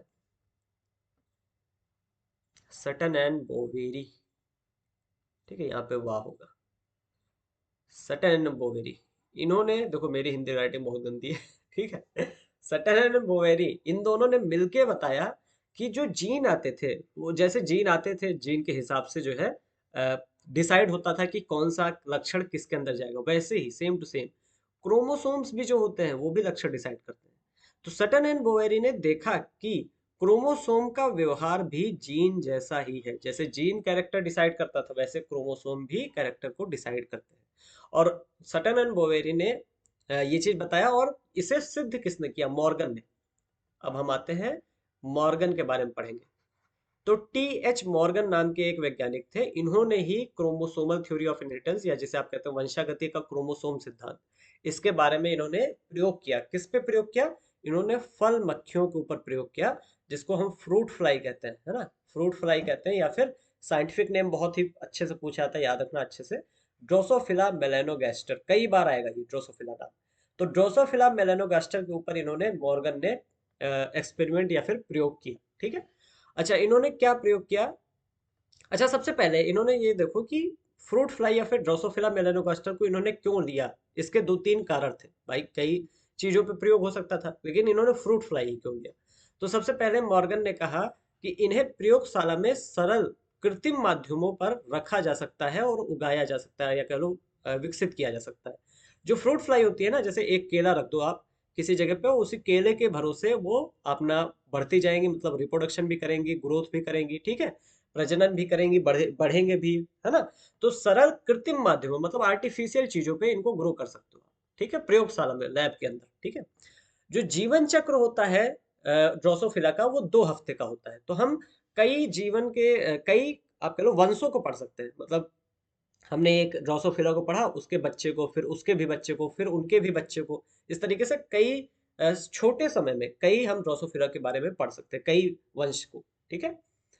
अच्छा, एकल मैथुन, मतलब इनके अंदर जो है, जो एक बार प्रजनन होता है ना, एक ही बार प्रजनन में विशाल संख्या में संतति यहाँ पे होती है ना। तो जो मतलब ये ड्रोसोफिला होती है, एक ही बार जब प्रजनन करती है तो कई सारे ड्रोसोफिला ये पैदा करती है, जिसकी वजह से हमें पढ़ने के लिए काफी ज्यादा चीजें मिलती है ना। अच्छा, नर जो है वो मादा से छोटा होता है, जिससे हम नर मादा आसानी से पहचान सकते हैं, है ना। ये भी बहुत इंपॉर्टेंट चीज है, कौन नर है कौन मादा है ना। तो हम नर और मादा को आसानी से पहचान सकते हैं, क्योंकि नर जो होता है वो मादा से काफी छोटा होता है, ठीक है। अच्छा, अनुवांशिक विविधताओं के अनेक प्रकार, देखो ये भी हम ड्रोसोफिला को इसलिए भी हमने लिया था क्योंकि इसके अंदर बहुत सारे क्या कहते हैं उसे, विविधता पाई जाती थी, या कैरेक्टर्स, आपको लक्षण बहुत सारे देखने को मिलते थे। इनके आंखों का कलर, इनके जो पंख होते थे उसका जो मतलब लेंथ होती थी वो कितनी बड़ी है ना। और कई सारे, मतलब इस तरीके से कई सारे लक्षणों को हम आसानी से पढ़ सकते थे, तो इसी वजह से हमने फल मक्खियों को, या फिर मॉर्गन ने, हमने नहीं, मॉर्गन ने ड्रोसोफिला को लिया, फ्रूट फ्लाई को लिया, ठीक है। अच्छा, मॉर्गन ने ही सहलग्नता के बारे में बताया। सहलग्नता ने क्या कहा कि एक ही क्रोमोसोम पर दो जीन का जुड़ा होना, इसको हम कहते हैं सहलग्नता। अब देखो, हमने एक चीज अभी मैंने पढ़ा है, काली काली आंखें और गोरे गोरे गाल, है ना। तो मैंने कहा जिसके पास काली आंखें होंगी, है ना, और जिसके पास गोरे गाल होंगे, जैसे माँ के पास मान लेते हैं काली आंखें और पापा के पास गोरे गाल है, तो बच्चे के अंदर इन दोनों में से क्या आएगा इसका कोई फिक्स नहीं है ना, कोई भी एक चीज आ सकती है, दोनों हो सकता है ना आए, हो सकता है एक आए एक ना आए। ये एक दूसरे से एकदम ही क्या है, इंडिपेंडेंट है या स्वतंत्र है। लेकिन यहाँ पे जब सहलग्नता होती है, सहलग्नता जिसको हम लिंकेज कहते हैं, मतलब एक दूसरे से जुड़ना, जब सहलग्नता होती है तो क्या होता है, काली आंखें और गोरे गाल ये एक दूसरे से हल्का सा जुड़ जाते हैं, हल्का सा जुड़ते हैं, पूरी तरीके से नहीं। अब ये कितने कितने तेज जुड़े हुए हैं इस चीज पे डिपेंड करता है कि काली आंखें और गोरे गाल एक साथ आएंगे कि नहीं आएंगे। जैसे मान लेते हैं, जैसे एक एग्जांपल देखो यहाँ पे, हमने ड्रोसोफिला या फ्रूट फ्लाई पे जो हमने प्रयोग किया उसको यहाँ पे दिखाया गया है। देखो, देखो यहाँ पे हमने जो ये जो सिंबल है फीमेल के लिए है ना, ये मादा के लिए, ये मादा का सिंबल और ये नर का, ठीक है। हमने मादा ली कैसी, पीला शरीर था उसका और श्वेत यानी सफेद आंखें थी। जो हमने मादा ली उसका पीला शरीर था और सफेद आंखें थी। अब पीले शरीर को यानी येलो शरीर को वाई से हमने दिखाया, और जो श्वेत आंखें थी यानी सफेद आंखें थी उसको हमने डब्लू से दिखाया। जो हमने नर लिया उसकी भूरी शरीर था, भूरा शरीर था और लाल आंखें थी। और जो भूरा शरीर था इसको हमने वाई प्लस से दिखाया और डब्लू प्लस से लाल आंखों को दिखाया। अब ये जो प्लस साइन है यहाँ पे, ये दिखाया जा रहा है कि जो प्लस साइन है वो प्रभावी है, ठीक है। तो मतलब जो भूरा शरीर और लाल आंखें हैं, इसका जीन प्रभावी है। अच्छा, जब हमने इनका क्रॉस कराया और उसमें F2 यानी दूसरी वाली वंश देखा, पहला वंश हमने नहीं देखा, हमने दूसरा वंश देखा, तो हमने देखा कि जो जनिकीय प्रकार थे, मतलब जो माँ बाप जैसे दिखते थे, उससे 98.7% ड्रोसोफिला थी जो कि माँ बाप जैसे दिखती थी, है ना। लेकिन क्या लिखा है, पुनस संयोगी प्रकार सॉरी, हिंदी थोड़ी छूट गई है एक्चुअली, है ना, अच्छी है, बहुत अच्छी है, लेकिन थोड़ी छूट गई है, ठीक है। तो इस वजह से पुनःसंयोगी प्रकार जो है इसी को कहते हैं, इंग्लिश में कहते हैं रिकॉम्बिनेंट, मतलब नए तरह के जो दिखते हैं वो 1.3% दिखे, ठीक है। अब देखो जनिकीय प्रकार यानी माँ बाप जैसे ड्रोसोफिला हमें 98.7% दिखे। रीजन क्या है कि काली आंखें और गोरे गाल एक दूसरे से काफी अच्छे से जुड़े हुए थे। जहां जहां काली आंखें गई हैं वहां वहां गोरे गाल गए। ये हो गया रीजन, समझ में आया? हाँ, थोड़ा समझाने का तरीका गंदा है, लेकिन बात समझो, ठीक है। तो एक्चुअली में यहाँ हुआ क्या, जनिकीय प्रकार 98% ड्रोसोफिला ऐसी थी, सॉरी, देखो मेंडल की अगर हम बात मानते हैं तो मेंडल के हिसाब से हमें रेशियो मिलना चाहिए था 9:3:3:1, है ना। लेकिन यहाँ पे वो रेशियो नहीं मिला, हमें 98% जनिकीय देखने को मिल रहा है, यानी माँ बाप की तरह देखने को मिल रहा है ना। और रीजन क्या है कि जैसे मान लेते हैं जो पिताजी थे, वो पिताजी की काली आंखें थी और गोरे गाल थे, तो काली आंखें और गाल वाला जो जीन था पिताजी का, वो आपस में एक दूसरे से सहलग्न था या जुड़ा हुआ था, लिंक था। इसी वजह से जो है ये दोनों अलग अलग नहीं हो पाए, जबकि अभी अभी हम पढ़ के आए हैं कि एक का दूसरे पे कोई डिपेंडेंस या कोई झुकाव नहीं रहता है, एक अलग जाए दूसरे अलग जाए, कोई उसमें ये नहीं रहता कि जहां पहला जाएगा वहां दूसरा जाएगा। लेकिन जो मॉर्गन थे उन्होंने देखा ये हर जगह नहीं लगता है। जो हमारे मटर के पेड़ थे जहाँ पे मेंडल ने एक्सपेरिमेंट किया था, वहां पे ये चीज लग गई थी कि एक चीज दूसरे से एकदम ही अलग है, वहां पे कोई फर्क नहीं पड़ा। लेकिन जब ड्रोसोफिला में देखा गया तो ये जो कैरेक्टर लक्षण थे वो एक दूसरे से कैसे थे, लिंक थे, सहलग्न थे, जुड़े हुए थे। इसी वजह से जो जनकीय प्रकार दिखे वो 98% देखने को मिले, 98.7 या 99% लगभग आसपास, है ना। और जो पुनঃसंयोगी मिले ये 1.3% ही मिले। समझ में आया? तो ये देखो, इससे हमें जब हमने ये वाला एक्सपेरिमेंट किया तो यहाँ पर हमें पता चला यहाँ पे जो जीन है वो पूर्ण रूप से संलग्न था, है ना। यहाँ पे जो जीन है वो एक दूसरे से काफी अच्छी तरीके से बहुत ही टाइटली जुड़ा हुआ था, लिंक था, संलग्न था। इसी वजह से तो 98% माँ बाप जैसे ही थे, क्योंकि जो पापा थे उनकी काली आंखें और गोरे गाल थे, और काली आंखें गोरे गाल ही रहे उनके, है ना। जो काली आंखें थी और गोरे गाल ये अलग अलग नहीं हो पाए, कितने में, 98.7% बच्चों में जिनके अंदर काली आंखें थी उनके अंदर गोरे गाल देखने को मिले। सिर्फ 1.3% ऐसे ही बच्चे थे जिनके अंदर काली आंखें होने के बावजूद गोरे गाल नहीं थे, या फिर गोरे गाल होने के बावजूद काली आंखें नहीं थी। समझ में आया? तो ये होती है सहलग्नता, एक ही क्रोमोसोम पर दो जीनों का जुड़ा हुआ होना, ठीक है। पुनर्संयोजन जिसे हम कहते हैं रिकॉम्बिनेशन, क्या होता है, एक दूसरे से मतलब अलग, मतलब माँ बाप से अलग अलग कॉम्बिनेशन देखने को मिलता है ना।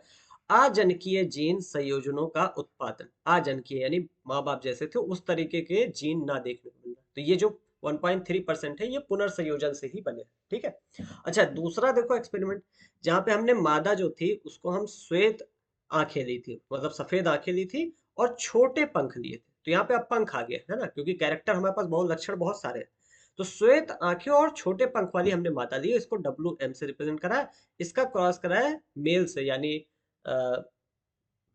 क्या कहते हैं, पुरुष से, जिसमें लाल आंखें थी और सामान्य पंख थे, जिसको हमने W+ और M+ दिखाया। ये दिखाने के लिए कि W+M+ क्या है, थोड़ा डोमिनेंट है या कह लो प्रभावी होंगे।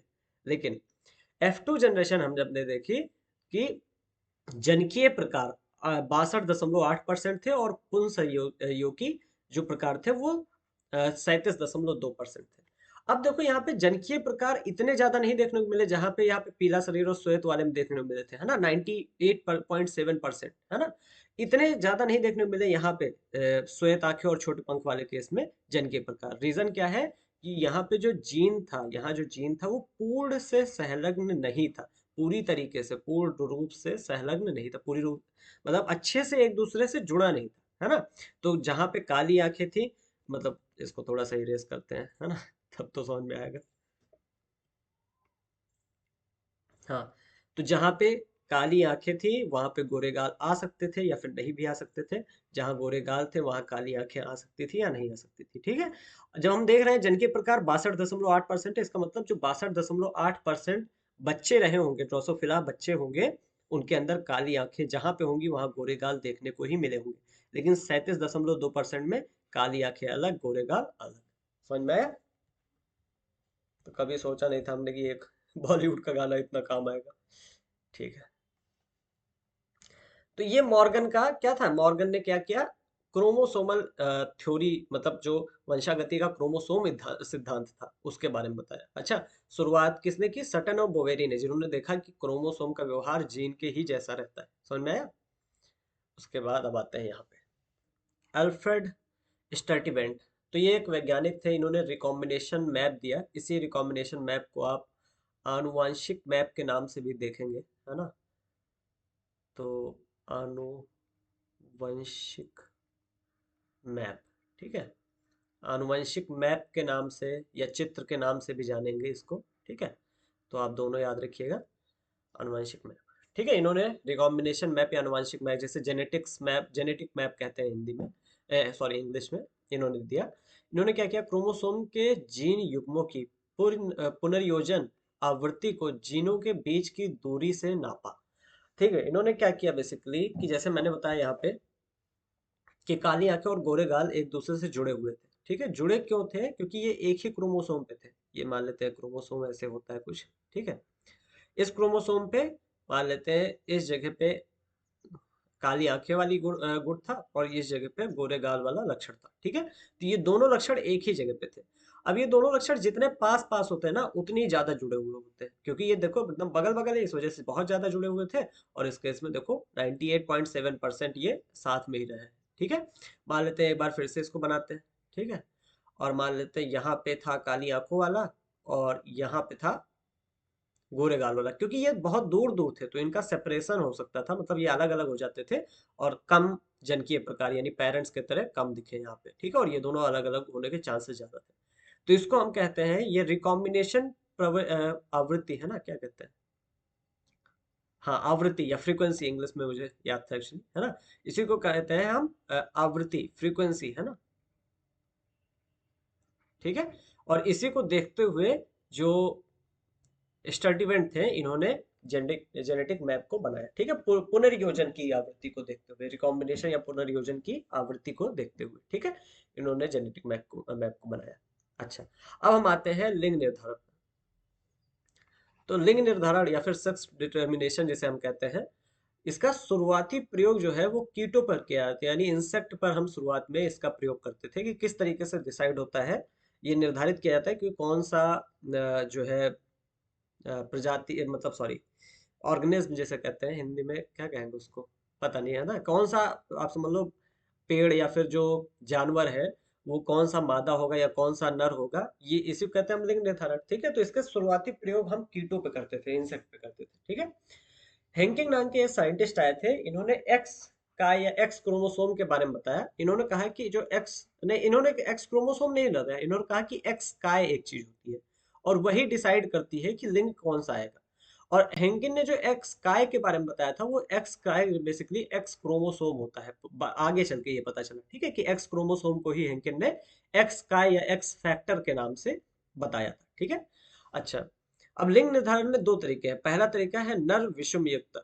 अब इसको समझने के पहले आप ऑप्शन मतलब एग्जाम्पल देखिए। तो देखो इसमें जैसे दो प्रकार है, जैसे एक है एक्सओ प्रकार का लिंग निर्धारण। अब एक्सओ प्रकार के लिंग निर्धारण में क्या होता है, जो एक्सओ होगा वो नर होगा, जो एक्स एक्स होगा वो मादा होगी, ठीक है। और ये देखा जाता है कीटों में।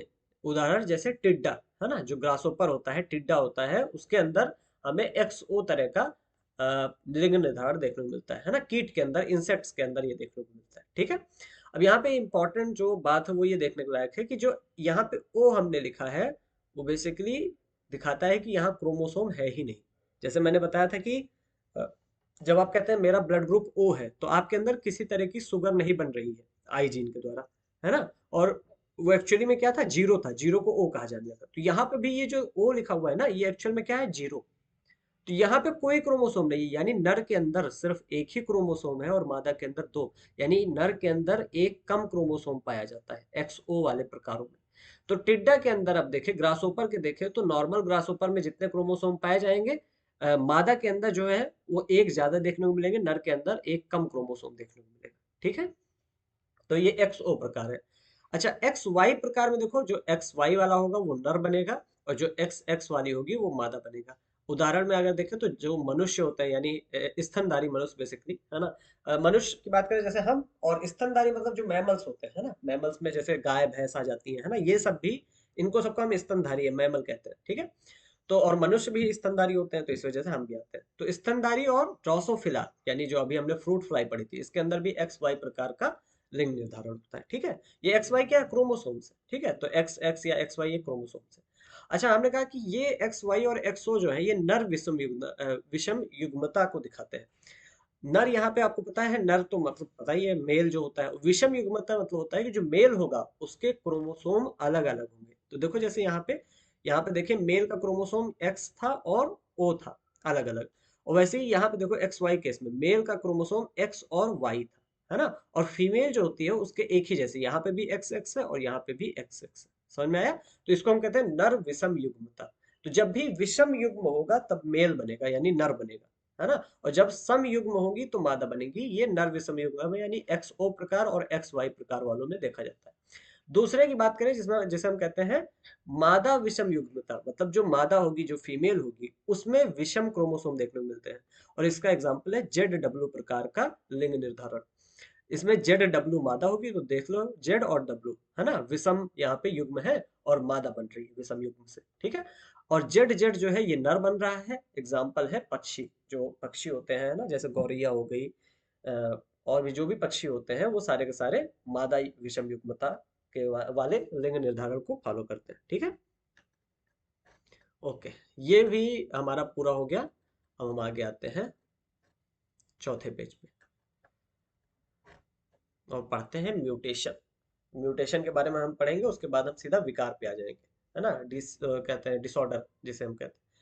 तो उत्परिवर्तन या म्यूटेशन, म्यूटेशन क्या होता है, डीएनए जो होता है उसमें अचानक से जब बदलाव आता है तो हम म्यूटेशन कहते हैं, ठीक है।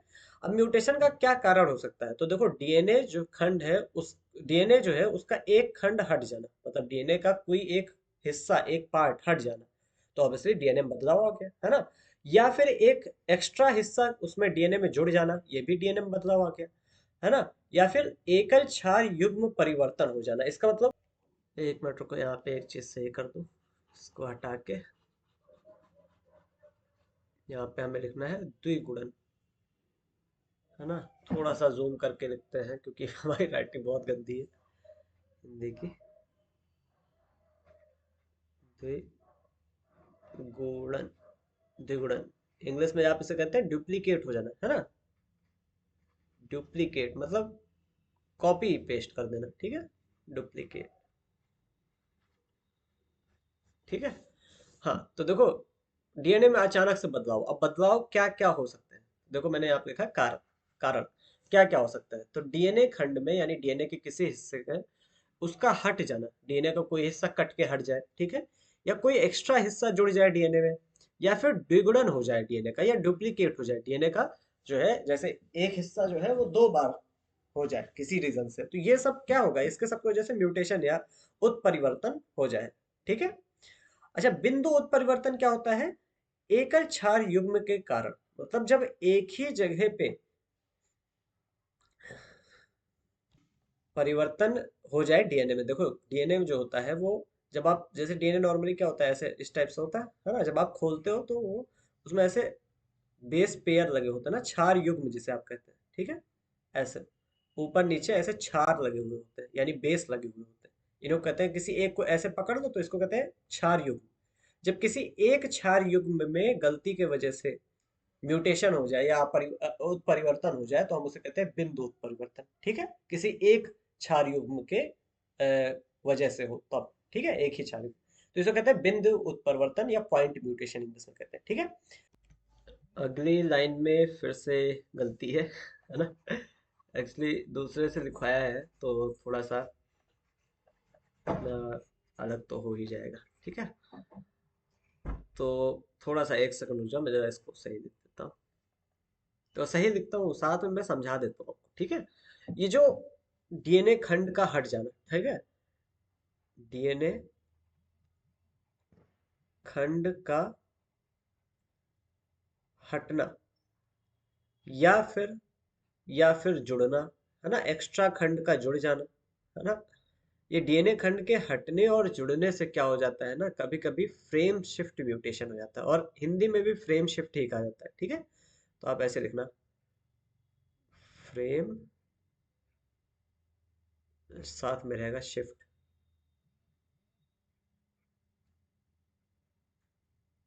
ठीक है, फ्रेम शिफ्ट म्यूटेशन को क्या कहते हैं, उत्परिवर्तन,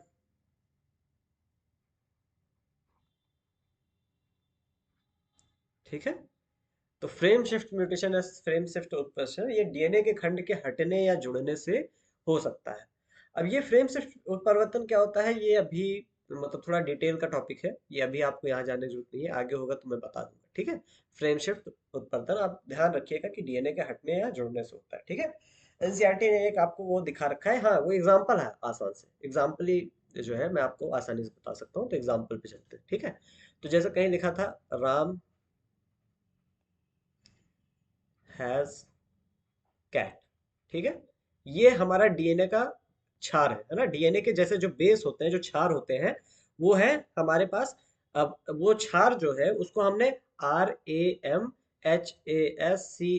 ये क्षारों को हमने, जो क्षार होते हैं डीएनए में, उनको इस तरीके से अलग अलग लेटर से, मतलब शब्द अलग अलग, अंग्रेजी के अलग अलग क्या कहते हैं उसे, लेटर से इसको दर्शाया है, ठीक है। तो मान लेते हैं ये डीएनए के क्षार है, और मान लेते हैं कोई एक जो क्षार है वो डिलीट हो गया, मान लेते हैं एम डिलीट हो गया, एम डिलीट हो गया, ठीक है। अब ये डीएनए पता किस तरह से हो जाएगा, आर ए के बाद जो एच है वो यहाँ आ जाएगा, ए एस जो है वो इस तरीके से है, एस के बाद ये जो सी है वो यहाँ आ जाएगा, और ए टी यहाँ पे बचा रह जाएगा, इसको कहते हैं हम फ्रेम शिफ्ट म्यूटेशन। तो देखो आर ए यानी जहां से डिलीशन हुआ है उसके पहले तो सब ठीक था, लेकिन उसके बाद से सब का सब खराब किया, इसको हम कहते हैं फ्रेम शिफ्ट म्यूटेशन, ठीक है, पूरा का पूरा फ्रेम खराब जाना। समझ में आ रहा,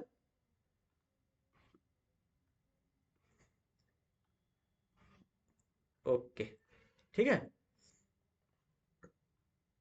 तो ये फ्रेम शिफ्ट म्यूटेशन होता है, ये डीएनए के खंड के हटने या जुड़ने से होता है, ठीक है।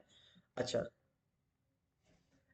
अगला चीज है उत्परिवर्तन जन, मतलब ऐसी चीजें जो कि उत्परिवर्तन कराती है या म्यूटेशन कराती है, ठीक है, उत्परिवर्तन जन वे कारक, वो कारक जो उत्परिवर्तन पैदा करते हैं, जैसे कि यूवी किरण, मतलब अल्ट्रावायलेट किरण जो होती है, यूवी रेस जो होती है, वो अल्ट्रा वो क्या कहते हैं, उत्परिवर्तन करा सकती है, इसी वजह से उसको हम उत्परिवर्तन जन कह सकते हैं, ठीक है। तो जो भी चीजें उत्परिवर्तन कराती है, जो केमिकल्स होते हैं वो भी उत्परिवर्तन करा सकते हैं, ठीक है, उनको हम उत्परिवर्तन जन कहते हैं, ठीक है। अब हम आएंगे और, अच्छा, मेंडल के विकारों से पढ़ने से पहले ये चीज हम पढ़ लेंगे पहले, वंशावली विश्लेषण, ठीक है। वंशावली विश्लेषण जिसे पेडिग्री एनालिसिस कहा जाता है, ये जो है जैसे क्या कहते हैं उसे, अलग अलग वंश में या किसी परिवार के अलग अलग वंश में चली आई जो बीमारियां होती हैं उनको पढ़ने में काम आता है। ठीक है। वंशावली विश्लेषण में क्या करते हैं हम, अलग अलग लोगों को एक एक चिन्ह प्रोवाइड करते हैं। जैसे कोई मादा है अगर, तो उसको ऐसे गोल सा एक सर्कल है ना, एक वृत्त बना देंगे बस। अगर नर है तो एक स्क्वायर बना देंगे, स्क्वायर क्या कहेंगे, वर्ग बना देंगे, है ना। तो नर है तो वर्ग बनाएंगे, मादा है तो वृत्त बनाएंगे। ठीक है। अच्छा, ये इस टाइप का है, मतलब जो स्क्वायर है उसको बर्फी के शेप का कर दिया गया। ठीक है, बर्फी जैसा कर दिया गया, है ना।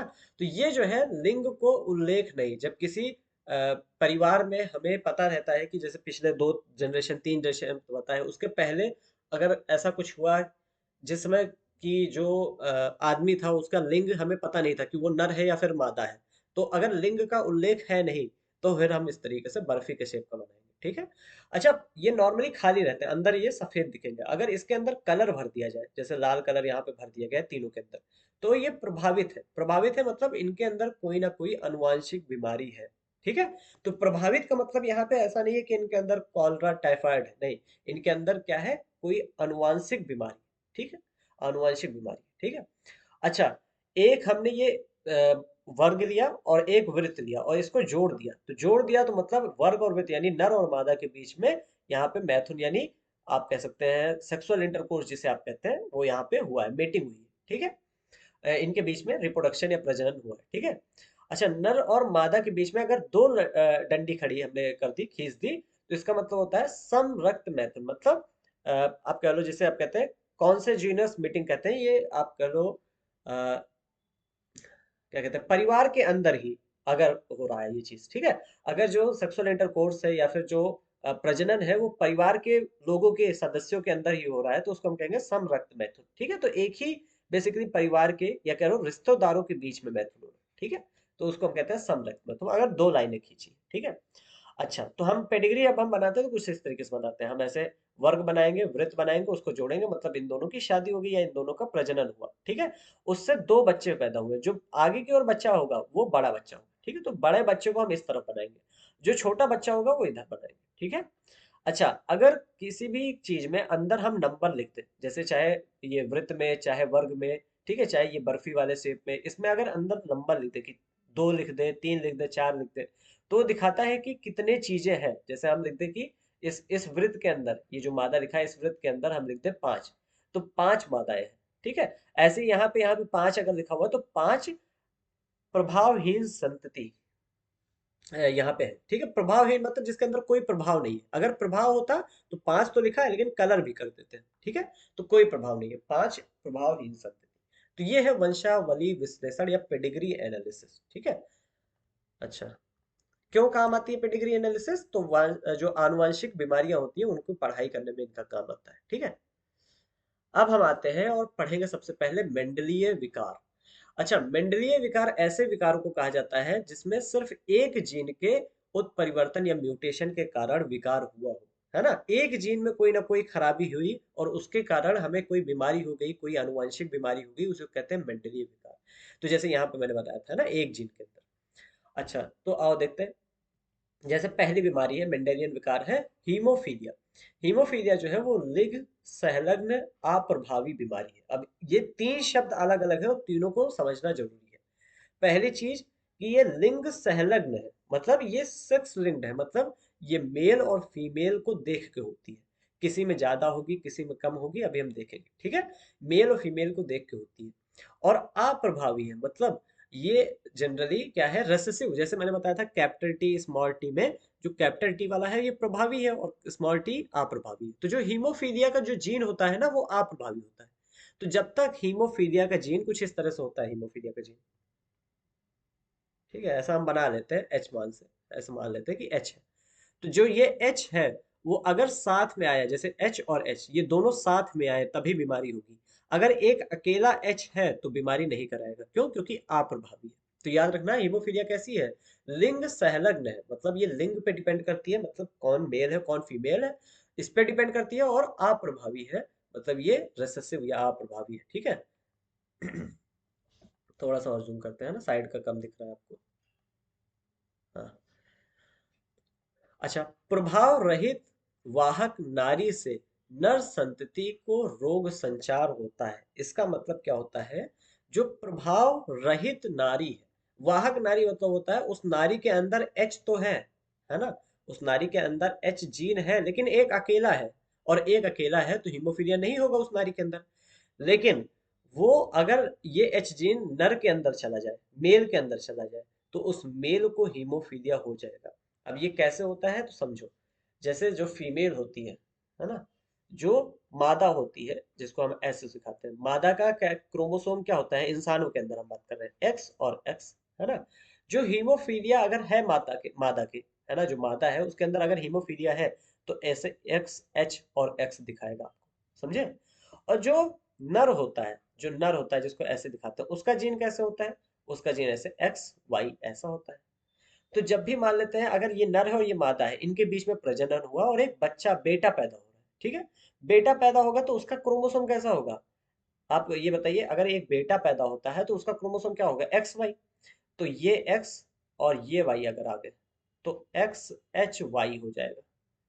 अब देखो, ये एक्स एच वाला जीन जो है वो नॉर्मली अप्रभावी था, किसके सामने? ये दूसरे वाले एक्स के सामने। लेकिन वाई जब आ गया तो अब ये प्रभावी हो जाएगा, और ये जो मेल आएगा, है ना, ये जो मेल आएगा, ये ऐसे आप कह लो, रेड कलर से कर दो, मतलब ये जो नर पैदा होगा, इसके अंदर हीमोफीलिया बीमारी होगी। लेकिन अगर इस एक्स से इस वाई को आप अगर जोड़ दो, तो एक्स वाई ये भी मेल ही है ना, ये भी नर है, लेकिन इसके अंदर बीमारी नहीं होगी। तो ये जो बीमारी होती है ना, ये फीमेल जो होती है, मतलब जो मादा होती है, और वो मादा कैसी है? कैरियर है। कैरियर को यहाँ पे क्या लिखा है इन्होंने, देखो, वाहक, है ना?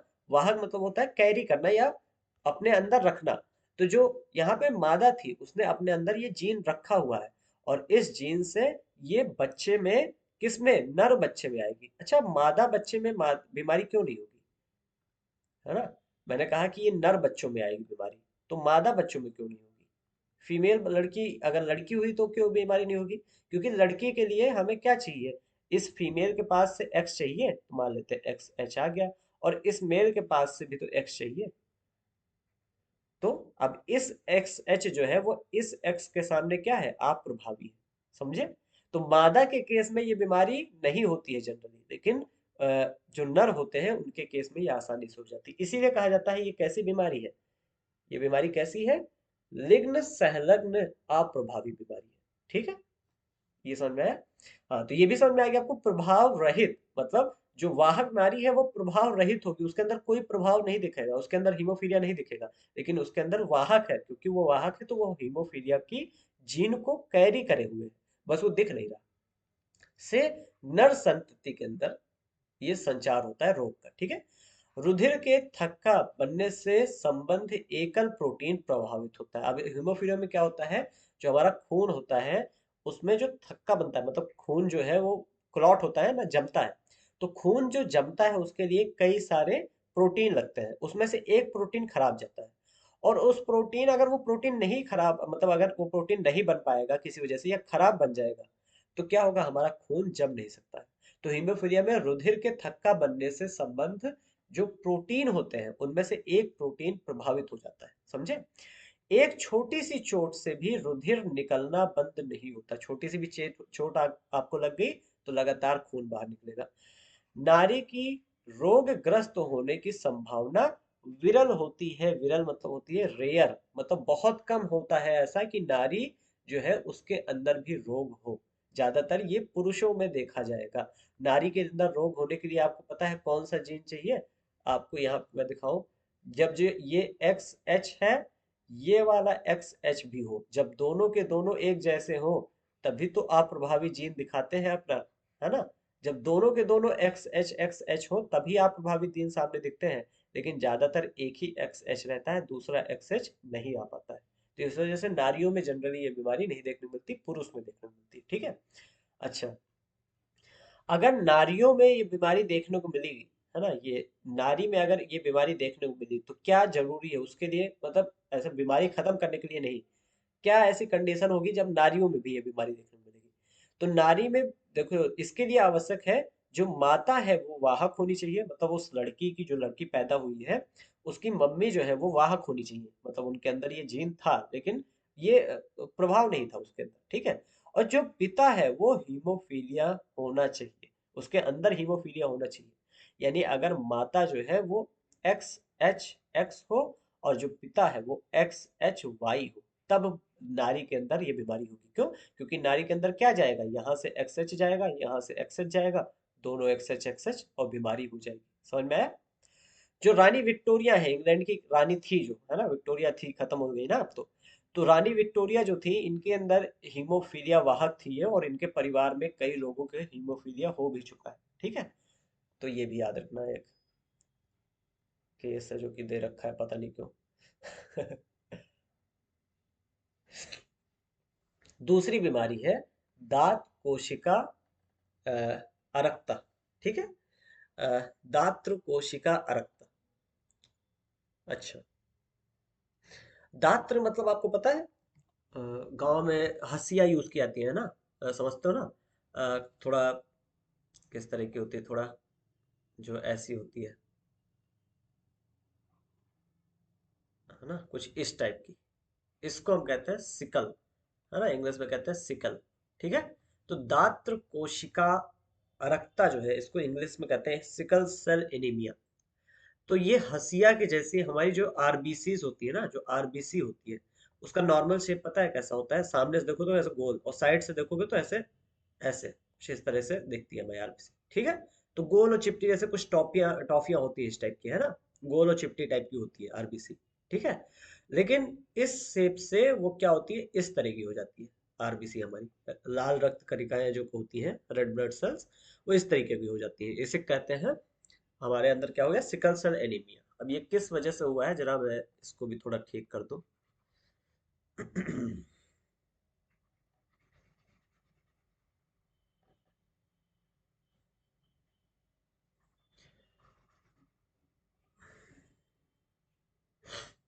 एक मिनट रुक जाओ, जरा मैं वीडियो पॉज करके इसको सही करता हूँ जरा, ठीक है। हाँ, अब सही हुआ, ठीक है। तो देखो, दात्र कोशिका का कारण क्या है? जो हमारा हीमोग्लोबिन होता है ना, हमारा खून लाल क्यों होता है, रक्त जो है वो हीमोग्लोबिन की वजह से है ना। हीमोग्लोबिन में अल्फा और बीटा दो चेन होती है, दो लड़ियां होती है। हीमोग्लोबिन की जो बीटा लड़ी होती है, उसमें जो छठे स्थान पे अमीनो एसिड होता है, उसे हम कहते हैं ग्लूटामिक एसिड, ठीक है। ग्लूटामिक एसिड क्या है? एक अमीनो एसिड। किस जगह पे है? बीटा लड़ी के छठे स्थान पे, है ना। इस अमीनो एसिड को GAG से रिप्रेजेंट किया जाता है, मतलब दिखाया जाता है, ठीक है।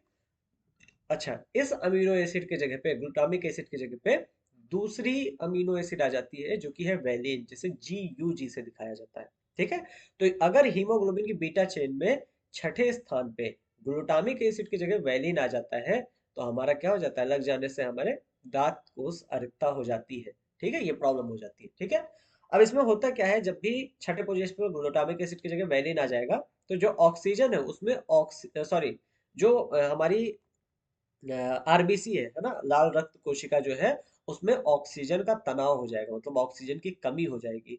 और उसके वजह से जो हीमोग्लोबिन का अणु है, जो हीमोग्लोबिन है बेसिकली, वो उसका बहुलीकरण हो जाएगा, या कह लो आप पॉलीमराइजेशन जिसे आप कहते हैं, है ना।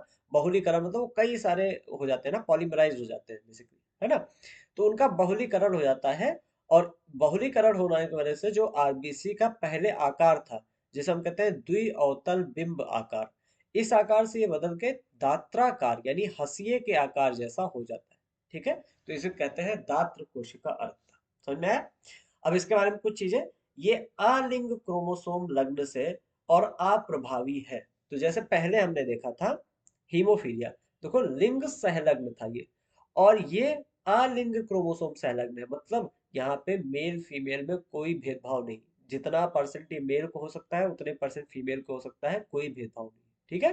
तो पहले यहाँ पे क्या था, देखो कहा गया था नारी की संभावना विरल है, मतलब बहुत ही कम संभावना है कि नारियों में हीमोफीलिया होगा। लेकिन दात्र कोष अरक्ता कहीं भी हो सकती है, रीजन क्या है, अलिंग है, ये लिंग से जुड़ी नहीं हुई होती, ठीक है, बीमारी। और देखो यहाँ पे एक चीज यहाँ पे नीचे भी लिखा हुआ है, संतानों में जाने का सहयोग 50-50%। किसी भी संतान में जाने का सहयोग इसका 50% होता है, माँ बाप से संतान में आने का सहयोग, ठीक है। तो चाहे वो मेल हो चाहे फीमेल, यानी नर हो या मादा हो, किसी भी बच्चे में जो चांस होता है दात्र कोशिका रक्ता होने का, अगर पेरेंट्स के अंदर है, तो बच्चे में चांस होता है 50% का 50% का, ठीक है। तो यहाँ पे कोई भेदभाव नहीं है, दोनों में हो सकता है, ठीक है। अच्छा, दांत कोशिका रक्ता में जो जीन होता है उसके दो एलील होते हैं, HbA और HbS। और विकार या फिर जो बीमारी है वो उसी को होगी जिसके पास HbS दोनों एक साथ हो, यानी S वाला दोनों हो। क्यों? क्योंकि ये अप्रभावी है। अगर HbA के साथ HbS है तो HbA वाला जो है वो प्रभावी हो जाता है और HbS को बिठा देता है ना डांट के। लेकिन अगर HbS दोनों सिर्फ HbS है तो भाई अब तो HbA है ही नहीं, कोई है ही नहीं कंट्रोल करने वाला, तो विकार होगा तो बीमारी होगी, ठीक है। तो ये दांत कोशिका रखता होती है, ठीक है। हाँ, क्रोमोसोम अगर इंसान के अंदर बात करें, हमारे अंदर 46 क्रोमोसोम होते हैं। इसको आप कह सकते हो 23 पेयर क्रोमोसोम, है ना, 23 पेयर क्रोमोसोम होते हैं। इसमें से अलिंग क्रोमोसोम जो होते हैं 44 होते हैं, और लिंग निर्धारण क्रोमोसोम हमारे पास दो होते हैं, एक्स तथा वाई। एक्स और वाई ये दोनों हमारे लिंग निर्धारित करते हैं, है ना। एक्स एक्स है तो लड़की होगी और एक्स वाई है तो लड़का होगा। तो ये जो 44 है ये अलिंग क्रोमोसोम है, ठीक है। तो जो ये हमारी ये दात्र कोशिका रखता थी ना, ये अलिंग क्रोमोसोम्स में है, मतलब इन 44 में से किसी के अंदर प्रॉब्लम हुई है, ठीक है। लेकिन लिंग निर्धारण क्रोमोसोम ये जो एक्स और वाई है, ये इसका एग्जांपल हमारा ये था, हीमोफीलिया। समझ में आया? ठीक है, ओके। पांचवा पेज, अब हम बीमारी ही बीमारी पढ़ रहे हैं, ठीक है। अच्छा, मेंडल वाली बीमारी में तीसरी बीमारी है फिनाइल कीटोन्यूरिया। जो फिनाइल कीटोन्यूरिया है ये भी अलिंग क्रोमोसोम अप्रभावी बीमारी है। तो अलिंग है मतलब बच्चों में ट्रांसफर होने के चांस 50-50%, और अप्रभावी है ना। तो अगर प्रभावी वाला जीन रहेगा तो ये नहीं हो सकती, है ना। सिर्फ अप्रभावी वाली मतलब जो है जीन रहेंगे तभी होगा, दोनों एलील अप्रभावी होने चाहिए, ठीक है। जन्मजात उपापचयी त्रुटि होती है ये, है ना। जन्मजात उपापचयी मतलब होता है मेटाबॉलिक, है ना। तो ये पैदा होने से ही हो सकती है ये, ठीक है। जिस समय आदमी जो बच्चा होता है वो उसका बर्थ होता है उसी समय से ये प्रॉब्लम हो सकती है। और प्रॉब्लम हो कहाँ रही है, ये आपके जो मेटाबॉलिज्म होती है, मतलब उपापचयी प्रक्रिया होती है उसके अंदर ये त्रुटि होती है, ठीक है।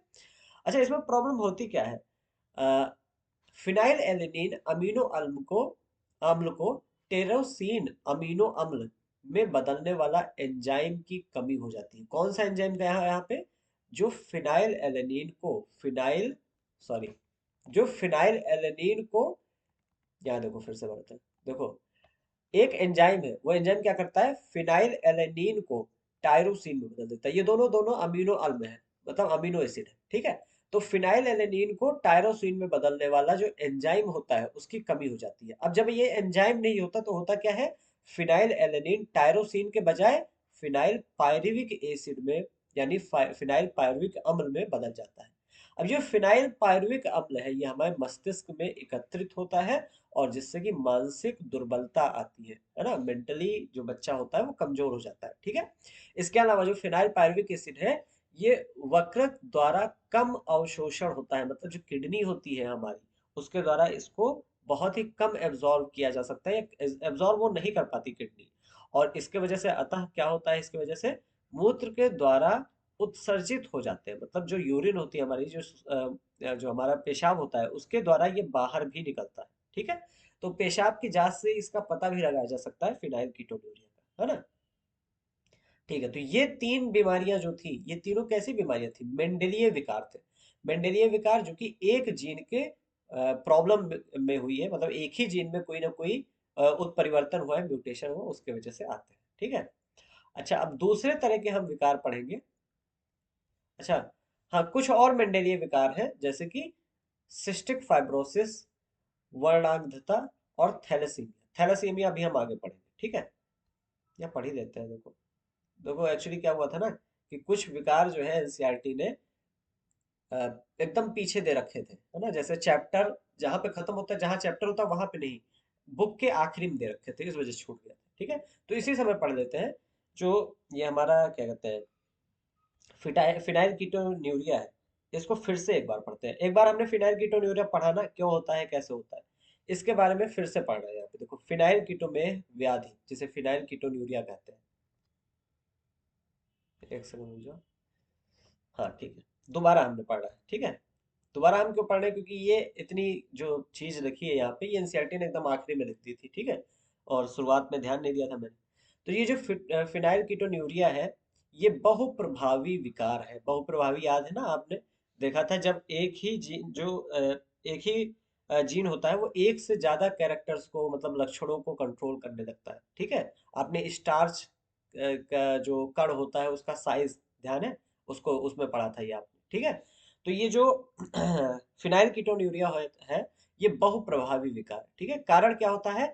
फिनाइल एलेनिन जो है, फिनाइल एलेनिन हाइड्रोक्सिलेज नामक एंजाइम के लिए उत्तरदायी जीन में अपरिवर्तन, मतलब जो जीन फिनाइल एलेनिन हाइड्रोक्सिलेज बनाता था, वो जीन खराब गया, और जिसके वजह से फिनाइल एलेनिन हाइड्रोक्सिलेज नहीं बना, जिसके वजह से फिनाइल एलेनिन जो है वो टायरोसिन में ना बदल के फिनाइल पायरुविक अम्ल में बदल जाता है। ठीक है, जो कि अभी हमने देखा। ठीक है।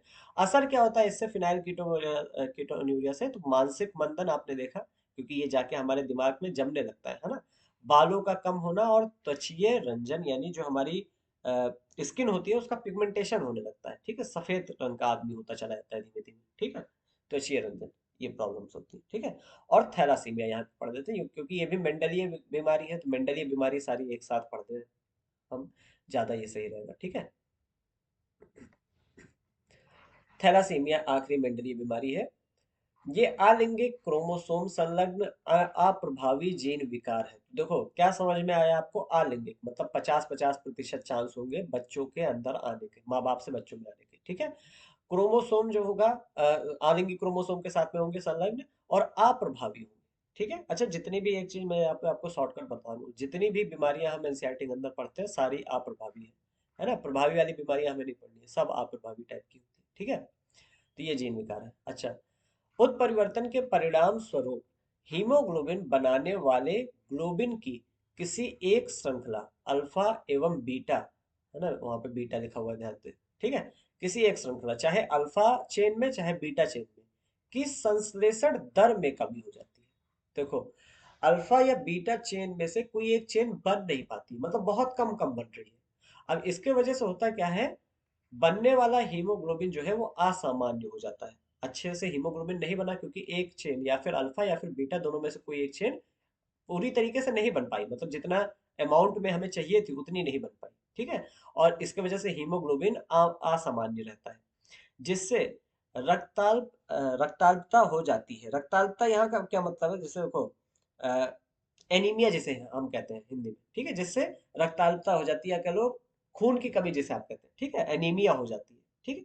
और जो है थैलासीमिया ये होता है। तो थैलासीमिया में दिक्कत कहाँ पे आ रही है? देखो, जो अल्फा और बीटा चेन है हीमोग्लोबिन की, वो बन नहीं पा रही है। ठीक है। वो क्या कहते हैं उसे, जितनी मात्रा में हमें चाहिए उतनी मात्रा में नहीं बन पा रही। ठीक है।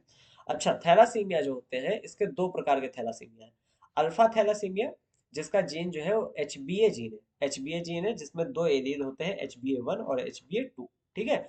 एच बी ए जीन जो है ये क्रोमोसोम नंबर 16 पे पाया जाता है। 16th क्रोमोसोम जो है, यानी 16वां क्रोमोसोम हमारा जो है, उस पे एच बी जीन पाया जाता है। जो बीटा थैलेसीमिया होती है, इसका gene H B B gene होता है, और ये क्रोमोसोम 11 पे पाया जाता है। ठीक है।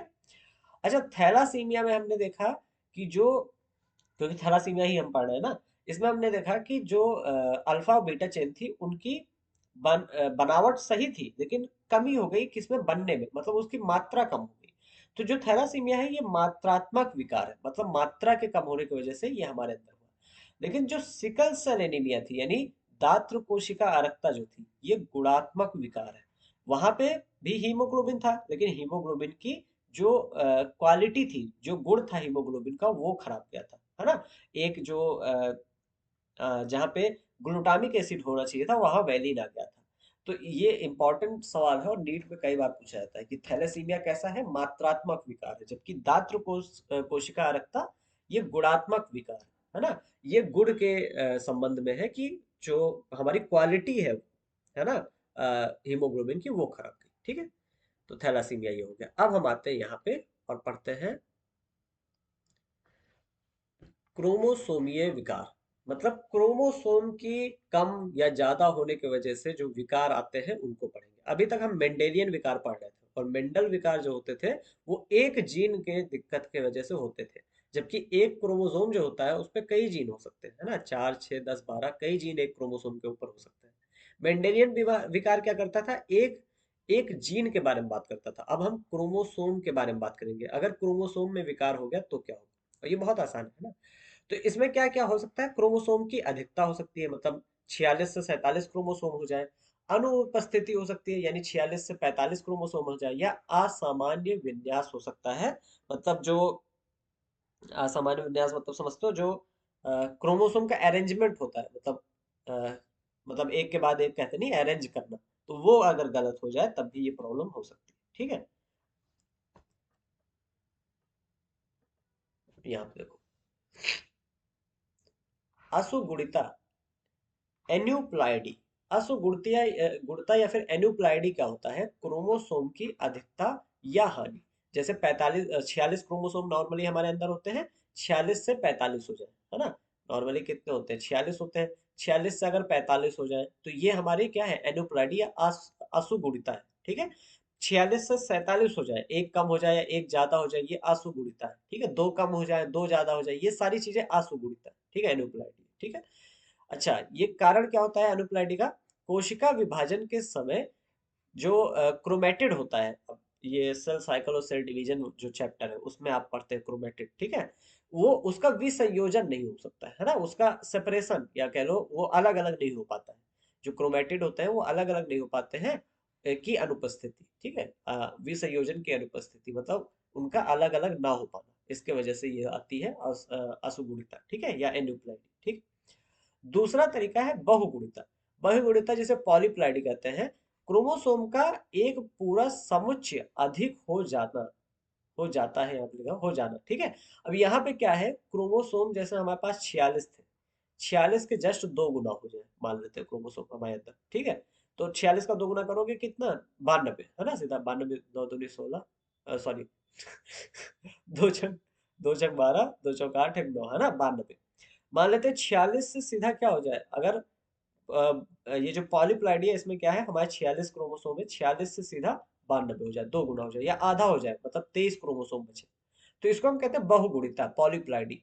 मतलब पूरा वो पूरा हमारा आधा या फिर दो गुना क्रोमोसोम हो जा रहा है। ठीक है, कारण इसका क्या होता है, कोशिका द्रव्य विभाजन ना हो पाना। इसमें क्या होता है, कोशिका तो कोशिका का विभाजन हो जाता है, ये इन्होंने गलत लिख दिया है थोड़ा सा, शायद इसको थोड़ा सा सही करते हैं, है ना। कोशिका द्रव्य विभाजन हो जाता है लेकिन कोशिका का विभाजन नहीं हो पाता, कोशिका का विभाजन नहीं हो पाता। ठीक है, तो देखो थोड़ा सा इधर जूम करके मैं आपको दिखाता हूँ। मान लेते हैं ये एक सेल थी और इसके अंदर जो है एक न्यूक्लियस था, और बाद में जब डिवीजन शुरू हुआ, मतलब जो कोशिका थी इसमें जब विभाजन शुरू हुआ, तो ऑब्वियसली न्यूक्लियस जो होते हैं उसके अंदर क्रोमोसोम होता है और क्रोमोसोम दो गुना हो जाते हैं। ठीक है, अब क्रोमोसोम जो है मान लेते हैं उनका विभाजन हो गया ऐसे, एक न्यूक्लियस इधर, एक न्यूक्लियस इधर, दो न्यूक्लियस बन गया, लेकिन कोशिका का डिवीजन हो ही नहीं पाया, कोशिका नहीं डिवाइड हुई। अब एक ही कोशिका के अंदर दो न्यूक्लियस, दो केंद्रक आ गए, और दो केंद्रक की वजह से दो गुना हमारे पास क्रोमोसोम हो जाएंगे। ठीक है, इसी को हम कहते हैं क्या, सॉरी, इसी को हम कहते हैं पॉलीप्लाइडी। ठीक है, या फिर बहुगुणिता। ठीक, अच्छा, बहुगुणिता में कोशिका का विभाजन ना हो पाना। ठीक है, और ये पौधों में देखा जाता है, हमारे अंदर नहीं देखा जाता, है ना। आपने सुना होगा किसी इंसान के अंदर सीधा दो गुना या आधा क्रोमोसोम, है ना, नहीं जिंदा ही नहीं रह पाएगा इंसान। ठीक है, तो पौधों में देखा जाता है ये चीज। ठीक, अब क्रोमोसोमल डिसऑर्डर में आते हैं, हमें टोटल ये तीन ही डिसऑर्डर पढ़ने हैं, है ना, यही तीन है। तो देखो इसमें सबसे पहला है डाउन सिंड्रोम। डाउन सिंड्रोम में क्या होती है, जो 21वें नंबर का क्रोमोसोम है उसकी त्रिसूत्रा हो जाती है। तीस त्रिसूत्रता क्या होता है, जैसे क्रोमोसोम हम कहते हैं कि कोई भी क्रोमोसोम क्या होता है, पेयर में पाया जाता है। हम कहते हैं हमारे अंदर 23 पेयर क्रोमोसोम है ना, यानी 23 जोड़ा क्रोमोसोम है। तो मतलब अगर 21वां क्रोमोसोम आप देखोगे, 21वां क्रोमोसोम तो कुछ ऐसा दिखेगा, है ना, ऐसा दिखेगा। अब इसमें क्या है ना, नॉर्मली ऐसा ही होता है 21वां, लेकिन अगर एक और आ जाए, ये लो, अब हम कहते हैं ये त्रिसूत्रता होगी, त्रिसूत्रता।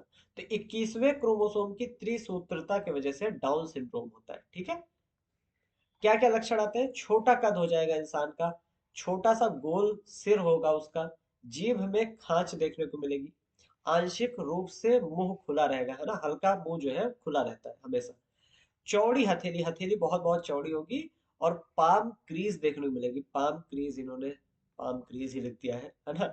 गहरी लकीरें बेसिकली, है ना। हाथ में जो आपकी लकीरें होती हैं बहुत ही गहरी गहरी लकीरें देखने को मिलेंगी, ठीक है, पाम क्रीज देखने को मिलेगी, ठीक है। ठीक है, पाम क्रीज, ठीक। अच्छा, ये पॉइंट थोड़ा सा चेंज करते हैं।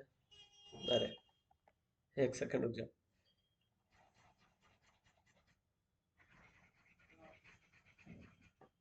बस इतना रहने, ठीक है। उस बच्चे का शारीरिक और मानसिक विकास जो है वो अवरुद्ध हो जाएगा, मतलब रुक जाएगा।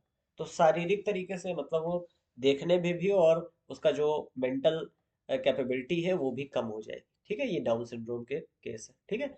दूसरा आता है क्लाइन फिल्टर सिंड्रोम, ठीक है, क्लाइन फिल्टर सिंड्रोम।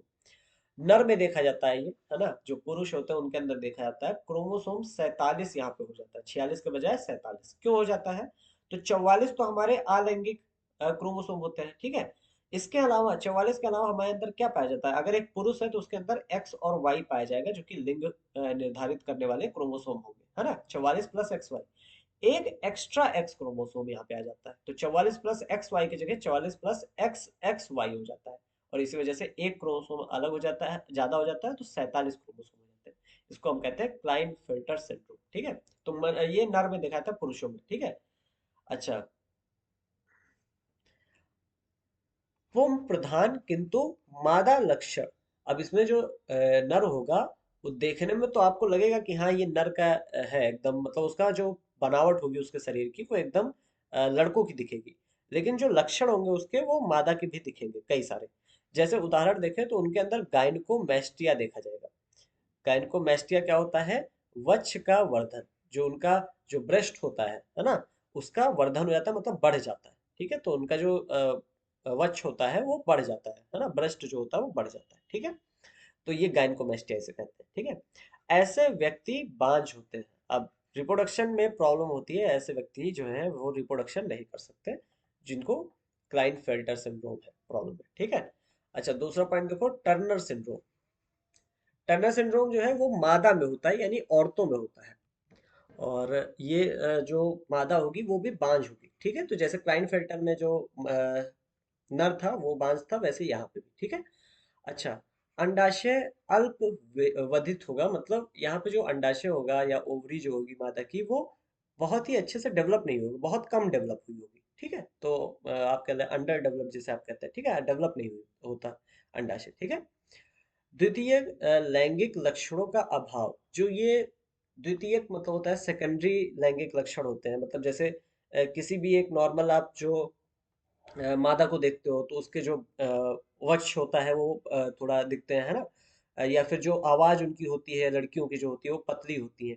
तो इस तरह की जो चीजें होती हैं इनको हम द्वितीय लैंगिक लक्षण कहते हैं। इनका अभाव होगा, मतलब इनकी कमी होगी, है ना।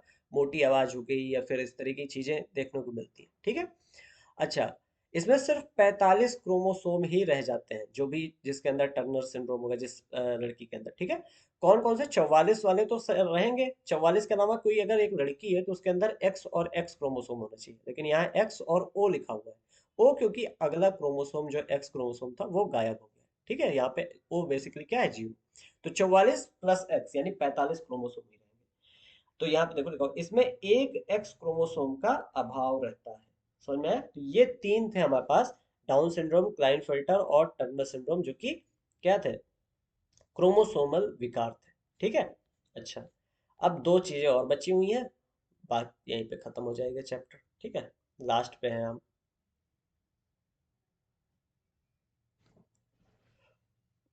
बहुजीनी वंशागति। कुछ लक्षण सामान्यतः तीन अथवा अधिक जीनों द्वारा नियंत्रित होते हैं। हमने क्या पढ़ा था? एक लक्षण जो है वो किसी एक जीन के द्वारा नियंत्रित किया जाता है, लेकिन कुछ कुछ ऐसे लक्षण होते हैं जो कि तीन या तीन से ज्यादा जीन के द्वारा क्या कहते हैं, नियंत्रित किए जाते हैं, और इन्हें हम कहते हैं बहुजीनी वंशागति के लक्षण, ठीक है। अच्छा, ऐसे जो लक्षण होते हैं जो बहुजीनी वंशागति दिखाते हैं, इन लक्षणों के ऊपर पर्यावरण का भी प्रभाव पड़ता है। अभी आप देखेंगे, ठीक है, कैसे ये चीज अभी हम देखेंगे। प्रत्येक एलील का प्रभाव योजी होता है, मतलब जितने भी एलील होते हैं उनके प्रभाव को हम जोड़ देते हैं, और उस तरह का हमें फिनोटाइप, या इंसान जो है या जानवर जो है उस तरह का देखने को मिलता है, ठीक है। उदाहरण हमारे पास है, मनुष्य में लंबाई तथा त्वचा का रंग। हमारी जो लंबाई होती है या त्वचा का जो रंग होता है वो बहुजीन वंशागति का है। जैसे जो हमारी त्वचा का रंग है इसको 3 जीन मिलकर कंट्रोल करते हैं, ए, बी और सी। अगर capital A, capital A, capital B और कैपिटल सी है तो हमारे त्वचा में गहरा रंग होगा। गहरे मतलब समझते हो, बहुत ही काला रंग होगा, है ना। यहाँ पे सीधा काला ही लिख लो नहीं तो, ठीक है। तो एकदम काला रंग होगा अगर हमारे पास तीनों के तीनों कैपिटल में जीन्स है, capital A, capital A, capital B और capital C, capital C. Capital A small A, capital B small B और कैपिटल सी स्मॉल सी जो होगा ये मध्यवर्ती रंग होगा, ठीक है, जो बीच का रंग होता है नॉर्मल, ठीक है, ब्राउन टाइप का कह लो। Small A small B small B small B, sorry small C ये रंग जो है हल्का रंग या कह लो गोरा रंग होगा, जो आपको विदेशियों विदेशियों में देखने को मिलता है, जो बहुत ज्यादा ठंडी जगह पर रहते हैं, है ना। तो उनका रंग बहुत ही ज्यादा हल्का रहता है या गोरा रहता है, उनके अंदर ये जीन होगा small A small A small B small B small C small C. तो देखो 3 जीन मिलके जो है त्वचा के रंग को डिसाइड कर रहे हैं, और तीनों जीन का जो अलग अलग एलील है, जैसे यहाँ स्मॉल ए क्या है, एलील। स्मॉल बी क्या है, एलील। स्मॉल सी एलील है। इनके जो इफेक्ट है ना, जो इनके प्रभाव है उनको जोड़ के हमें रंग डिसाइड हो रहा है हमारा, ठीक है। तो यही लिखा हुआ है, प्रत्येक एलील का प्रभाव योजी होता है या आपस में जुड़ता है, ठीक है। अब देखो, हाँ, मधुमक्खी में लिंग का निर्धारण, ये पहले ही बुक में दे रखा था लेकिन उस समय जरूरत नहीं थी, अब यहाँ पे आप समझो। देखो, तो मधुमक्खी में जो लिंग का निर्धारण होता है उसको हम कहते हैं अगुणित द्विगुणता लिंग निर्धारण, ये उसका नाम है। अब यहाँ पे होता क्या है कि जब भी जो अंडे होते हैं मधुमक्खी में, जो अंडा होता है या जो एग जिसे कहते हैं, वो जब शुक्राणु से मिलता है तो हमेशा मादा बनती है। अब ये मादा रानी भी हो सकती है या श्रमिक भी हो सकती है, ठीक है, मतलब रानी या फिर होगी या फिर काम करने वाली मतलब होगी। और क्योंकि अंड में होता है, जो अंड होता है इसके अंदर 16 क्रोमोसोम होते हैं और शुक्राणु के अंदर भी 16 क्रोमोसोम, तो जो मादा बनती है इसके अंदर 32 क्रोमोसोम पाए जाते हैं, ठीक है। यहाँ पे देखो 32 क्रोमोसोम पाए जाते हैं, इसको हम 2n से दिखाते हैं, ठीक है। लेकिन अगर अंड जो होता है यानी जो अंडा है वो अनिषेचक जनन कर ले, मतलब पार्थेनोजेनेसिस, अच्छा ये शब्द आप याद रखिएगा, ठीक है, पार्थेनोजेनेसिस इंग्लिश में कहा जाता है, अनिषेचक जनन कर ले। अनिषेचक जनन में क्या होता है कि जो अंडा होता है वो शुक्राणु से मिलता ही नहीं, वो खुद ही एक मधुमक्खी बना लेता है और हमेशा नर मधुमक्खी बनाता है। तो अंड हमेशा अगर खुद से डेवलप हो जाए बिना फर्टिलाइजेशन के, बिना किसी तरह के शुक्राणु से मिले हुए, अगर खुद से वो डेवलप हो जाए तो हमेशा नर बनाएगा, ठीक है। और जो ये नर है इनको हम पुंप धूप भी कह सकते हैं, है ना, पुंप धूप, है ना, धूप भी कह सकते हैं, ठीक है। तो ड्रोन कहते हैं, इंग्लिश में ड्रोन कहते हैं, ठीक है। तो अंड अगर खुद से डेवलप हो जाए तो नर बना लेता है, इसको पुंप धूप कहते हैं। और इसके अंदर क्योंकि सिर्फ अंडा है यहाँ पे और जिसके अंदर 16 क्रोमोसोम था, तो ये जो हमारा नर बना हुआ है इसके अंदर भी 16 क्रोमोसोम ही रहेंगे, और इसको हम ऐसे एन से दिखाते हैं, सिंगल एन, है ना। ऊपर हमने 2n लिखा हुआ है, लड़की के लिए, मादा के लिए हमने 2n लिखा हुआ है, नर के लिए हम सिर्फ n लिखते हैं, तो 16 ही क्रोमोसोम रहते हैं, ठीक है। अनिषेचक जनन याद रखना, जब कोई भी जो अंड होता है वो बिना शुक्राणु से मिले हुए या बिना फर्टिलाइजेशन के डेवलप हो जाए तो हम कहते हैं अनिषेचक जनन हो गया, ये मधुमक्खी में देखा जाता है। हाँ, अब एनसीईआरटी एक बहुत अच्छी लाइन लिखता है कि जो नर मधुमक्खी होती है उसके पिता नहीं होते, क्यों, क्योंकि वो सिर्फ अंडे से जन्मी हुई है, यानी उसकी माता है सिर्फ। अतः उसके पुत्र में भी नहीं हो सकते, उसके पुत्र भी नहीं हो सकते, क्यों, क्योंकि जब भी नर जो है वो शुक्राणु बनाएगा, शुक्राणु अंड से मिलेगा और अंड से हमेशा मादा निकलेगी, यानी लड़की निकलेगी। तो जो नर है उसके पिता नहीं होते, सिर्फ माता होती है, और उसके पुत्र भी नहीं हो सकते, सिर्फ उसके लड़की हो सकती है, पुत्री हो सकती है, ठीक है, पुत्री हो सकती है। परंतु उसके दादा होते हैं, हालांकि उसके दादा होते हैं और उसके पोते भी हो सकते हैं, ठीक है। तो ये अब अगली लाइन आप ध्यान से सोचिएगा और खुद से बनाइएगा कि किस तरीके से उसके दादा और पोते हो सकते हैं, ठीक है। तो बहुत अच्छी लाइन थी ये। अब आगे बढ़ो, आते हैं वर्णांधता। वर्णांधता क्या होती है? तो ये जो वर्णांधता है, थोड़ा इंग्लिश हिंदी में बहुत ही फेमस शब्द है तो इसको लिख लेते हैं, है ना। कलर ब्लाइंडनेस आप कहते हैं इसको, कलर ब्लाइंडनेस, ठीक है। मतलब रंग पहचानने में प्रॉब्लम होती है, इस बीमारी में, एक तरह की बीमारी है, रंग पहचानने में दिक्कत होती है। ये एक लिंग संलग्न अप्रभावी विकार है। तो लिंग संलग्न है मतलब मेल और फीमेल में होने के चांस अलग अलग होंगे, है ना। किसी एक के अंदर ज्यादा होगा, किसी के अंदर कम, 50-50% वाला काम नहीं है। ठीक है।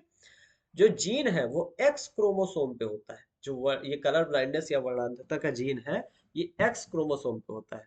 लाल अथवा हरे वर्ण संवेदी शंकु में त्रुटि होती है। जब हमारे आंख के बारे में आप पढ़ते हैं तो उसमें आपको लाल, हरा और red blood, sorry, red, blue और ग्रीन, है ना, लाल, हरा और नीला, तीन तरह के क्या कहते हैं उसे, आप कह लो सेल्स पाई जाती है ना, कोशिकाएं पाई जाती है, जो कि अलग अलग रंगों को पहचानने में हेल्प करती है। जिसके अंदर कलर ब्लाइंडनेस होती है ना, उसके अंदर हरा और जो लाल वर्ण होता है ज्यादातर, उसमें प्रॉब्लम आ जाती है, वो किसी ना किसी तरीके से खराब जाता है। ठीक है। अच्छा, अब ऐसा व्यक्ति जो होता है वो लाल और हरे रंग में विभेद नहीं कर पाता है। अगर उसको आप सिर्फ लाल रंग दिखाएंगे तो वो देख सकता है और बोल भी सकता है कि हाँ ये लाल रंग है। आप सिर्फ हरा रंग दिखाएंगे तब भी वो देख के बताएगा कि ये हरा रंग है। लेकिन अगर लाल और रंग, हरा रंग ऐसे ऐसे बगल में आप रख दोगे तो वो बता नहीं पाएगा कि कौन सा लाल है कौन सा हरा, क्योंकि दोनों जस्ट बगल बगल है और दोनों लाइट उसके अंदर जाएगी उसकी आंखों में। ठीक है। तो वो बता नहीं पाएगा। तो देख सकता है, ऐसा नहीं ब्लाइंडनेस, कलर ब्लाइंडनेस लगता है कि हाँ देख ही नहीं सकता, देख सकता है, बस वो विभेद नहीं कर पाता है ना, अलग अलग बता नहीं पाता है। 8% नर और 0.4% मादा में ये होता है। तो क्योंकि ये लिंग संलग्न है तो मैंने पहले ही बता दिया था, है ना। 8% नर में और 0.4% मादा में ये होता है। ठीक है। अगर मादा में वर्णांध होने के लिए, मतलब कलर ब्लाइंडनेस होने के लिए, जो माता है उसे वाहक होना पड़ेगा और पिता ऑलरेडी कलर ब्लाइंड होना चाहिए या वर्णांध होना चाहिए, तब कहीं जाके जो मादा है उसके अंदर वर्णांध यानी कलर ब्लाइंडनेस देखने को मिलेगी। और यहीं पे चैप्टर होता है खत्म। हो सकता है आपको लग रहा हो कि बहुत लंबा चैप्टर है, और लंबा है ना लेकिन ये मैंने इतने भयंकर तरीके से समझा के आपको पढ़ाया है ना, तो इस वजह से समय लग गया। ठीक है। तो जब भी आप अच्छे से समझ के पढ़ेंगे समय लगेगा आपको। ठीक है, समय देना पड़ेगा आपको, ये सच्चाई है ना। इससे आप हट नहीं सकते। ठीक है।